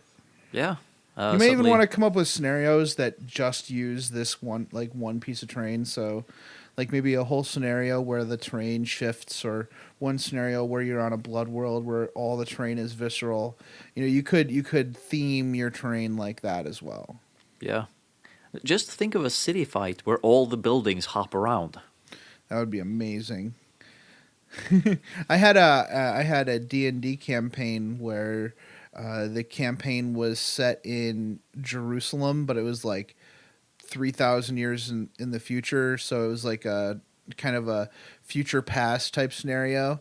And there had been so much bloodshed in that city over the past 10,000 years that it came alive, and actually the city had always been their number one foe the entire time. They just didn't know it until the very end. So at the end, I actually built like a 4 foot by 4 foot table with buildings and everything like that, and that they actually fought this city. Eventually, like a piece of the city rose up as like a giant head, and 2 giant stone hands came out that I made out of gloves that I dipped in plaster.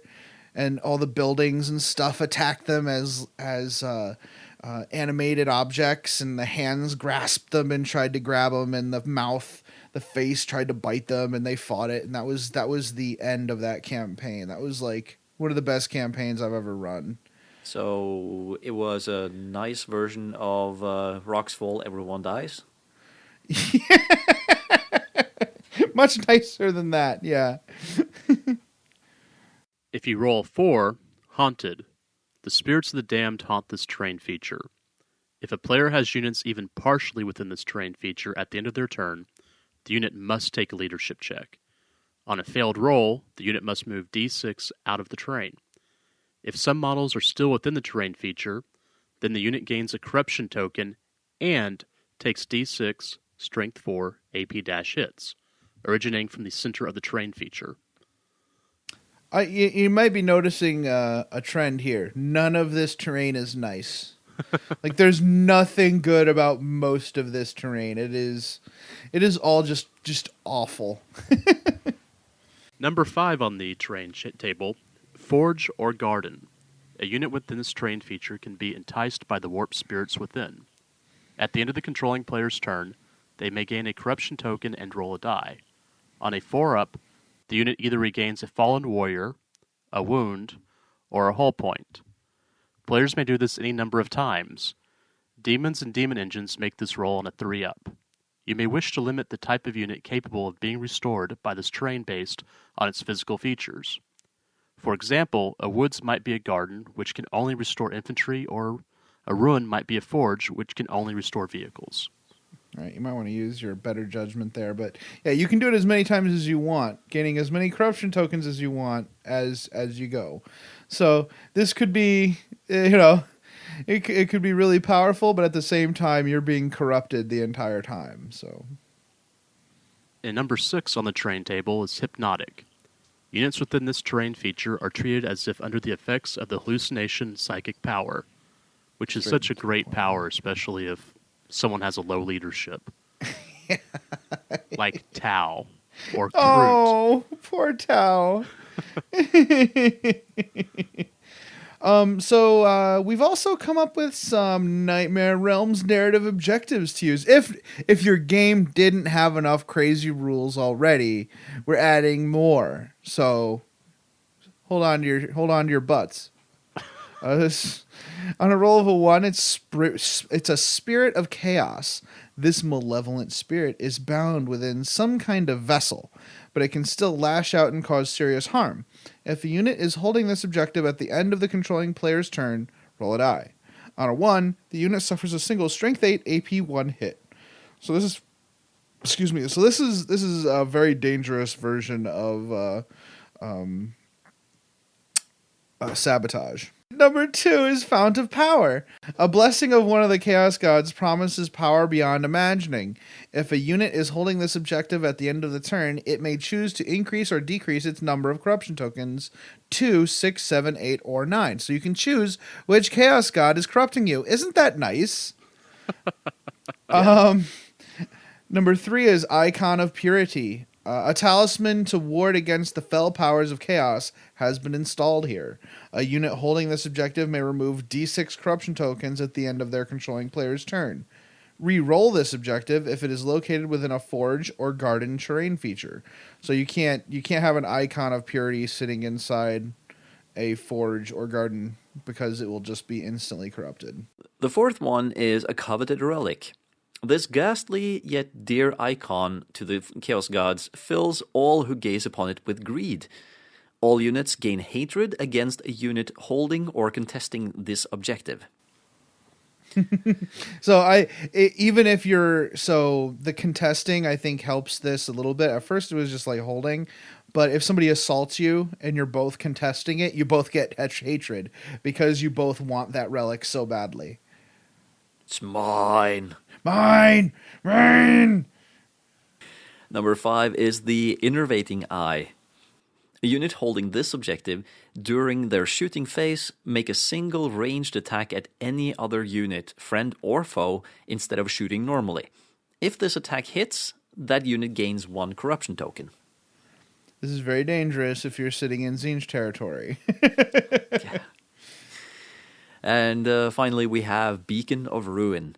If a unit holds this objective, any units in the controlling player's army which deep strike within 6 inches of it do so without scattering.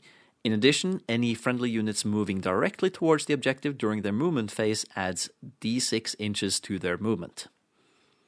The games using these rules should slot 4 hours for each one because there's going to be a lot of tokens and crazy rules flying around. Like, this is not meant for any kind of even remotely competitive play. Like, you're going to be juggling corruption points, trying to decide, like, where you want to go, what you want to do, like, all the objectives and all the terrain, adjust your corruption. So it's really meant to be very narrative focused. So be careful.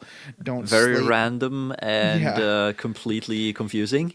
Don't slot 2 hours for a game in the Nightmare Realms. That's for darn sure. So then we have Nightmare Realms atmospheric effects. First is Moaning Fog. This counts as a fog terrain feature, except that when a unit passes through it, or it passes through a unit, roll a die.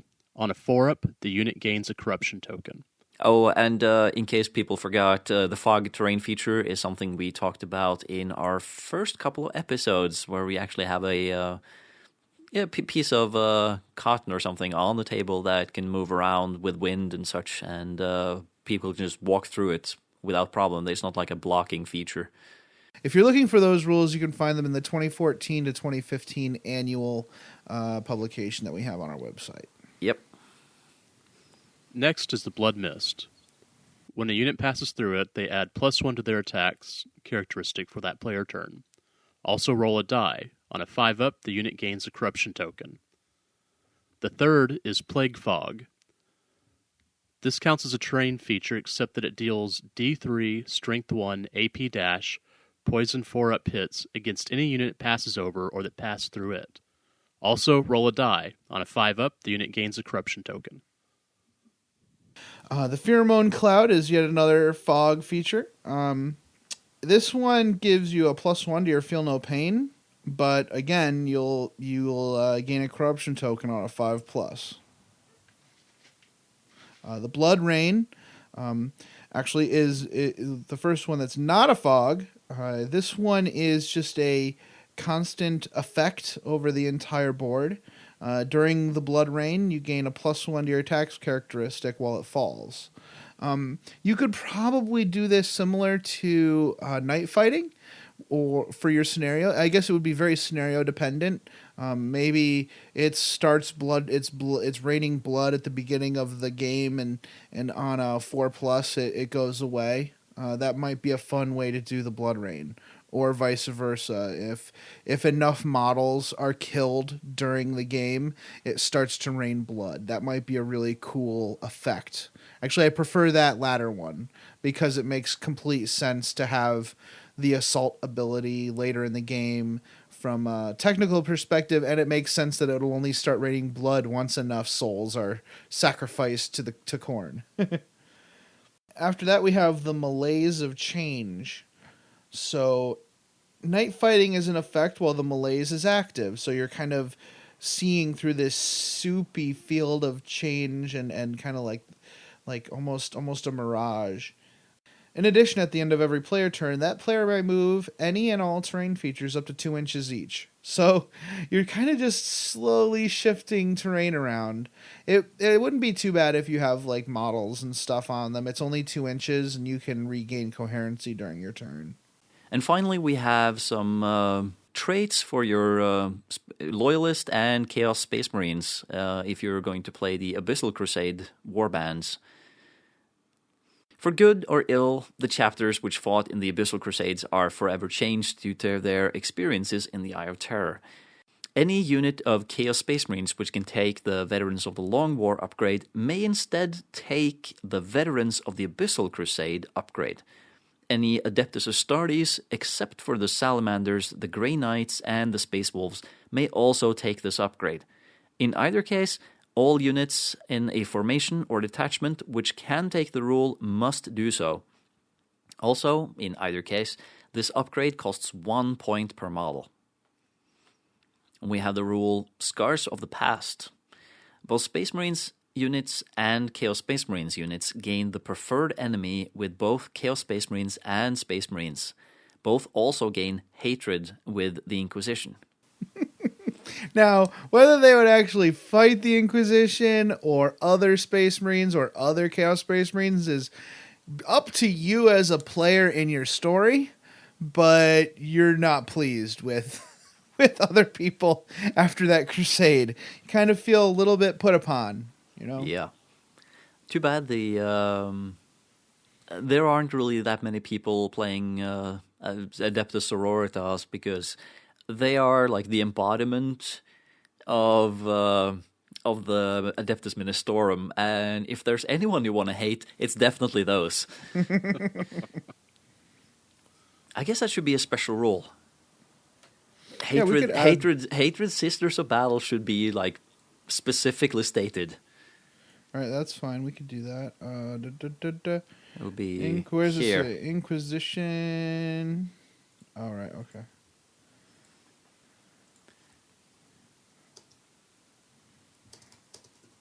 And here you go. We're actually changing the rules as you're listening.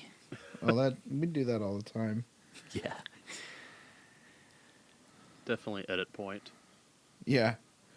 Duh. No, doesn't have to be. It's sometimes it's good content to just have us talk about this, and so we can get the reasoning behind it, and people can listen to us. So it's like, hey, you know what? We just realized something. We got to have this in. Well, Or edit point. It's a living rule system, so yeah. Yep. Enhanced genetic deformities.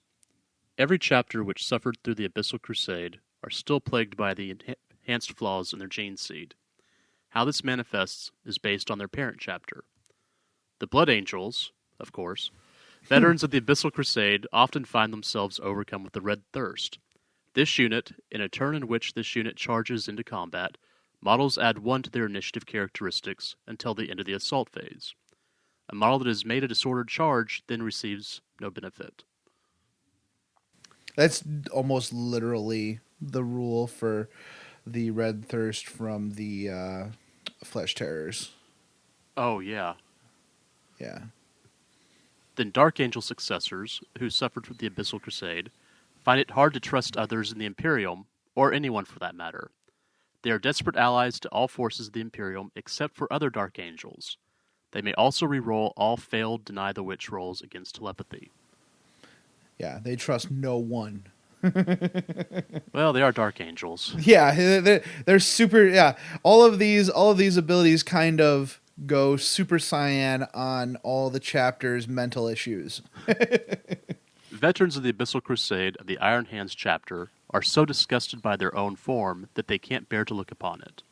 They may not ally with any other Space Marine chapter, and they gain hatred against all Chaos Space Marines and Space Marines they fight. Right, and that doesn't mean they lose preferred enemy either. They have both preferred enemy and hatred against Chaos Space Marines. Wow. So yeah. Imperial Fist successors who are forced to engage in the Abyssal Crusade. Oh, they can sometimes fall prey to visions of their own inadequacies, or even the inadequacies of their ancestors, traced all the way back down to Dorn himself, whose guilt at the death of the Emperor plagued him unto his own end. And you can learn more about that in the Horus Heresy. Imperfections are not tolerated. Whenever the unit rerolls dice to hit, and the rerolls turn up ones, you can actually reroll the ones. So you can reroll a reroll in this case. But only one additional time, of course, keeping that result. Now, if any further ones are rolled, the unit immediately suffers that many wounds with no saves allowed. These people actually excoriate themselves for failure. On the other hand, if any of the rerolls are a 6, then 3 hits are scored instead of 1. So they're super happy that they absolve themselves of that terrible roll of a 1. And with the Imperial Fist, you'll find yourself re-rolling stuff a lot anyways if you're using those chapter tactics. So that'll come up quite a bit. The Raven Guard successors involved in the Abyssal Crusade have taken the whole quiet and brooding aspect of their nature to a whole new level. You might as well call them the emo Marines at that point. Any unit of Raven Guard who are not wholly within 12 inches of another Raven Guard unit add +1 to their cover saves. So they kind of like work better alone. Independent characters who are not within 12 inches of any other Raven Guard model are considered to be invisible as per the psychic power at all times. So they revel in solitary or small unit actions. Almost makes me think of Dark Angels. They just they really want to hide away and just be left alone. Sort of, but that's as a chapter. There's still like Battle Brothers, right? Yeah. It's Raven Guard who are super emo and really don't and sometimes prefer to work alone. You could almost say that you could really say the same thing about the Lone Wolves and the Wolf Scouts. Very similar mindset with those guys. Yeah. But as we move through the different chapters, true to the stability of their gene seed, the Ultramarine successors suffer no additional ailments from that time, though their memories are long and forgiveness is a joke. All melee attacks against Chaos Space Marines are resolved as if the instant death special rule is in effect. And finally, the savagery of White Scar's veterans of the Abyssal Crusade is terrifying to behold. Once per game during the assault phase, the controlling player can give all of these units rage until the end of the turn. Yeah, I think that the Ultramarines one, it's like they're just always coup de grace every time. It's like it's not even a oh, that guy's down, he's a casualty and I don't have to worry about him. No. Every attack is a coup de grace for Ultramarines who were forced to prove their worth during the Abyssal Crusade. I thought that would be a fun. I don't think there would be very many, even like of the 30. I doubt there would be very many who are Ultramarine successors due to their pretty flawless gene seed to be. I don't know. I think that would be fun if you wanted to use one of the pretty cool chapters, such as the Vorpal Swords, as your personal chapter. You might want to look at these rules and try to use them in some of your narrative games. As always, please try to use these rules and let us know what you think and see if they either piecemeal or as a whole, and see if they work out for you. And if there are any flaws, please let us know so that we can make it better. We always strive to do that. Absolutely. All right, we're going to take a break and come back and close out the show. In the Lincoln, UK area and looking for a game club? Head down to Gobsticks. We are a long-established game club that meets every Thursday from 6 to 10. Fancy staking your claim to the Xanatos system and discovering ancient Mechanicus tech in our 40k narrative campaign? Or taking your Blood Bowl team to glory in the Gob Stick-Up? We play 40k fantasy, Blood Bowl, War Machine, Hordes, Malifaux, a wide variety of role-playing games and more. For more information, including how to find us and to speak to our members, head over to Facebook and search for Gobsticks, GOBSTYKS, or head to gobsticks.co.uk.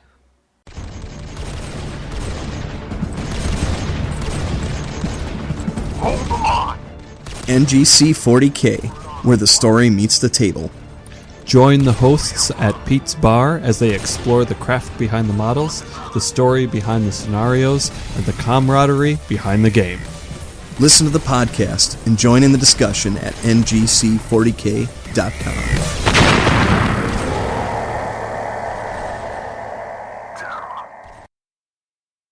Well, thank you so much for listening to that wonderful episode, and especially thank you for listening to the really long intro. I guess we could talk about anything we have going up. We have a tournament coming up on May 21st at Flipside Gaming in East Greenbush, New York. We have 24 spots, and it kind of fills up quick because it's an ITC event, but it's also fun. 1,500 points, 4 games.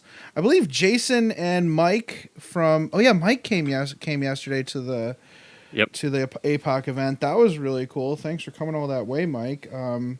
But he's going to be coming. Yeah, definitely. You two are actually playing as a team in our event. Yes, we are, because I can't get involved in something without tweaking it some way. That's really cool.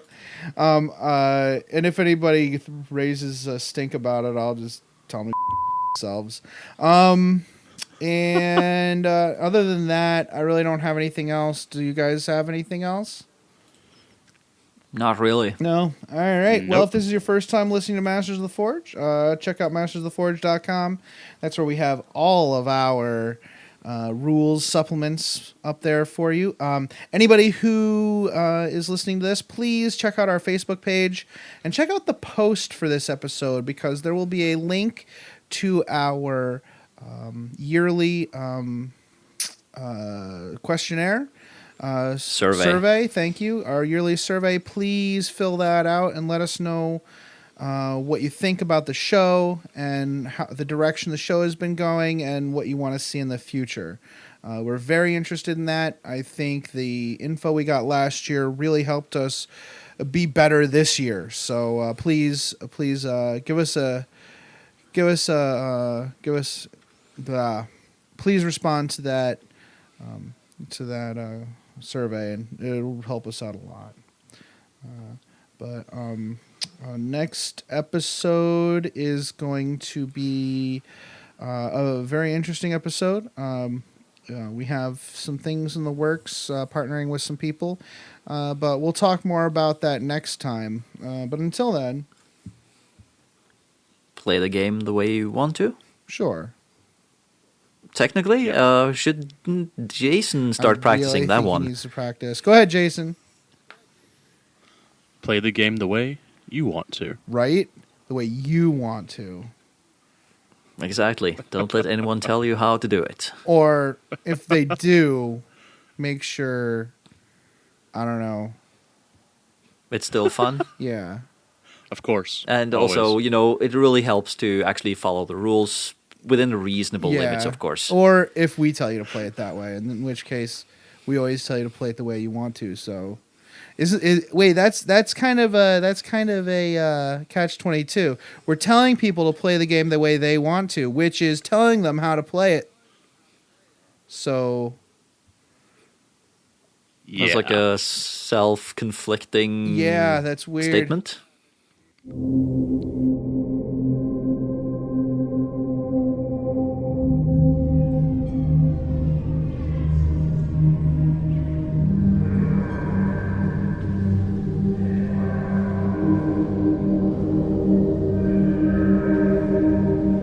The music used in this podcast was made by Parad of the duo Sublevel 3.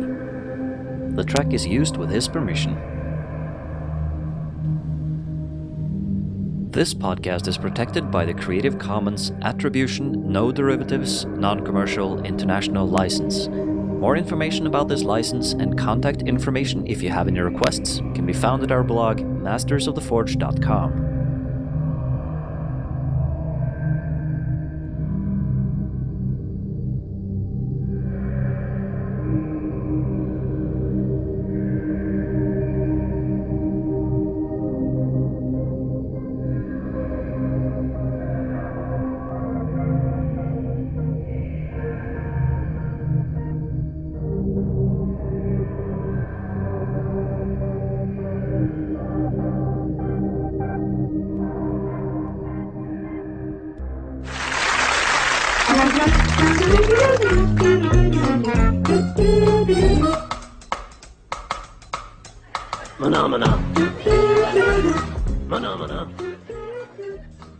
One missing Chaos Codex, 2 missing Chaos Codex.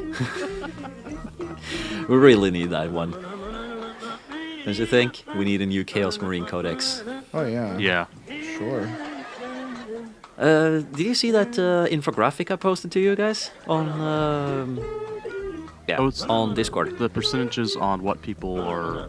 Yeah. Yeah, I saw that a couple days ago. Yeah. It's pretty cool. I've like- seen that. Yeah, it's good. The two least competitive codexes, and I think the winner of the most whiny, or like sort of most whiny potentially players, was Chaos Marine players, because most of the Chaos Marine players thought their own codex sucked too much to even be bothered to play with.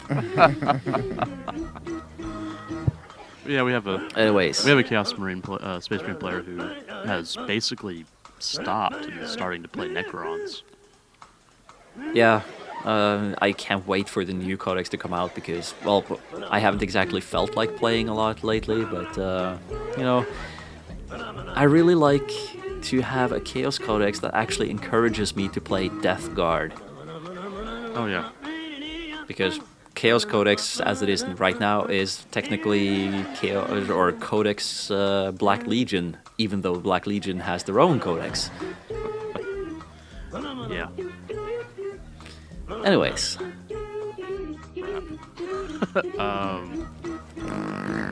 The other guy. That's the sound of what your brain's doing right now. Yeah. This is kids. Listen, this is your brain on Apocalypse. All right. Yeah. Who's the other guy? Dan Abnett. Yeah, no. Or Well, Dan Abnett's in there also, but Gav Thorpe. Gav Thorpe also, but the other guy we interviewed. Oh yeah, the Rob Mechanicum Sanders. guy. Rob Sanders. Yeah. Okay, I mean, you can it's- start over. We'll figure out how to edit all that. Dead air. Dead air is awesome. You realize if you sing, it goes into output takes immediately. So if you guys want to do some sort of harmony, be my guest. On these Demon Worlds, the laws of fix 6. Yeah. On these Demon Worlds, the laws of physics. 6. You're a 6. Sorry.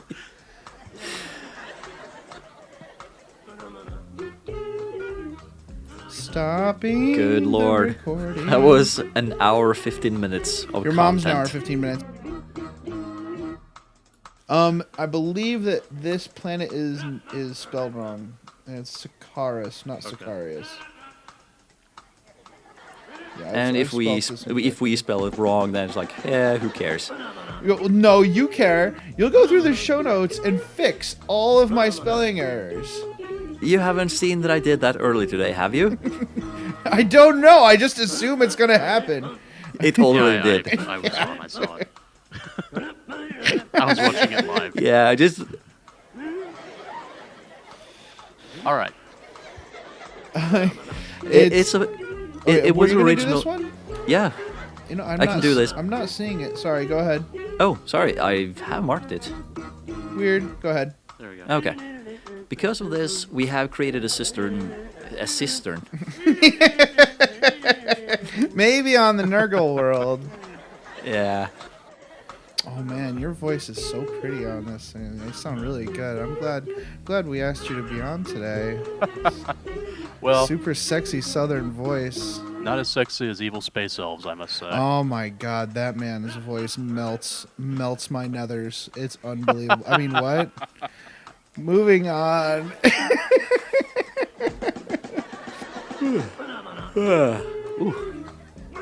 Are we keeping you awake, Snorre? Come on, it's 6:30 in the afternoon. I should be sleepy now. I haven't even had dinner.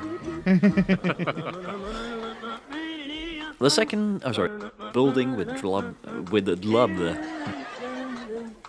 Hold on, I'm moving a cat. That's fine. Is it Kitty City? Well, it's Yoshi, and he likes to go lay down on the mixing board when I'm not paying attention to him, which is completely unacceptable. If not for laying, why is made of warm? Yeah. Yeah. And a request to Jason, you know exactly how much of a sound clip you can use before it's considered plagiarism or whatever it's called. So feel free to just put a few seconds of Slayer in there.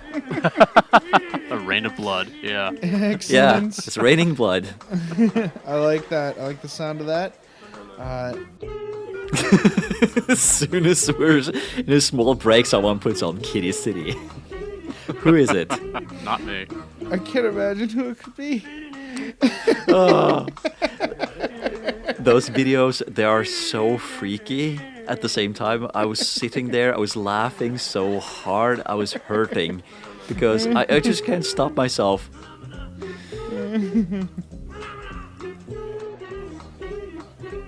Uncomfortable silence. Yeah, I'm just waiting for you guys. Me? Oh. I think it's Jason. Okay. Oh yeah, go ahead, Jason. All right. I was about to say, what was it? I forgot. I had it on my tongue, on the tip of my tongue. I just lost it. Something about Dark Angels. The tongue on your tip. No. Okay, I'm just checking.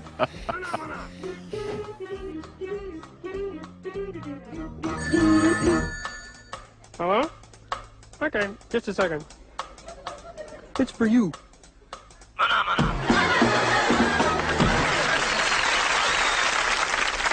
The question is, what is a phenomena? The question is, who cares? It's such a good feeling to play games your way. It's such a happy feeling 40K'ing away. And when you throw dice with story in mind, it's such a wonderful way to unwind.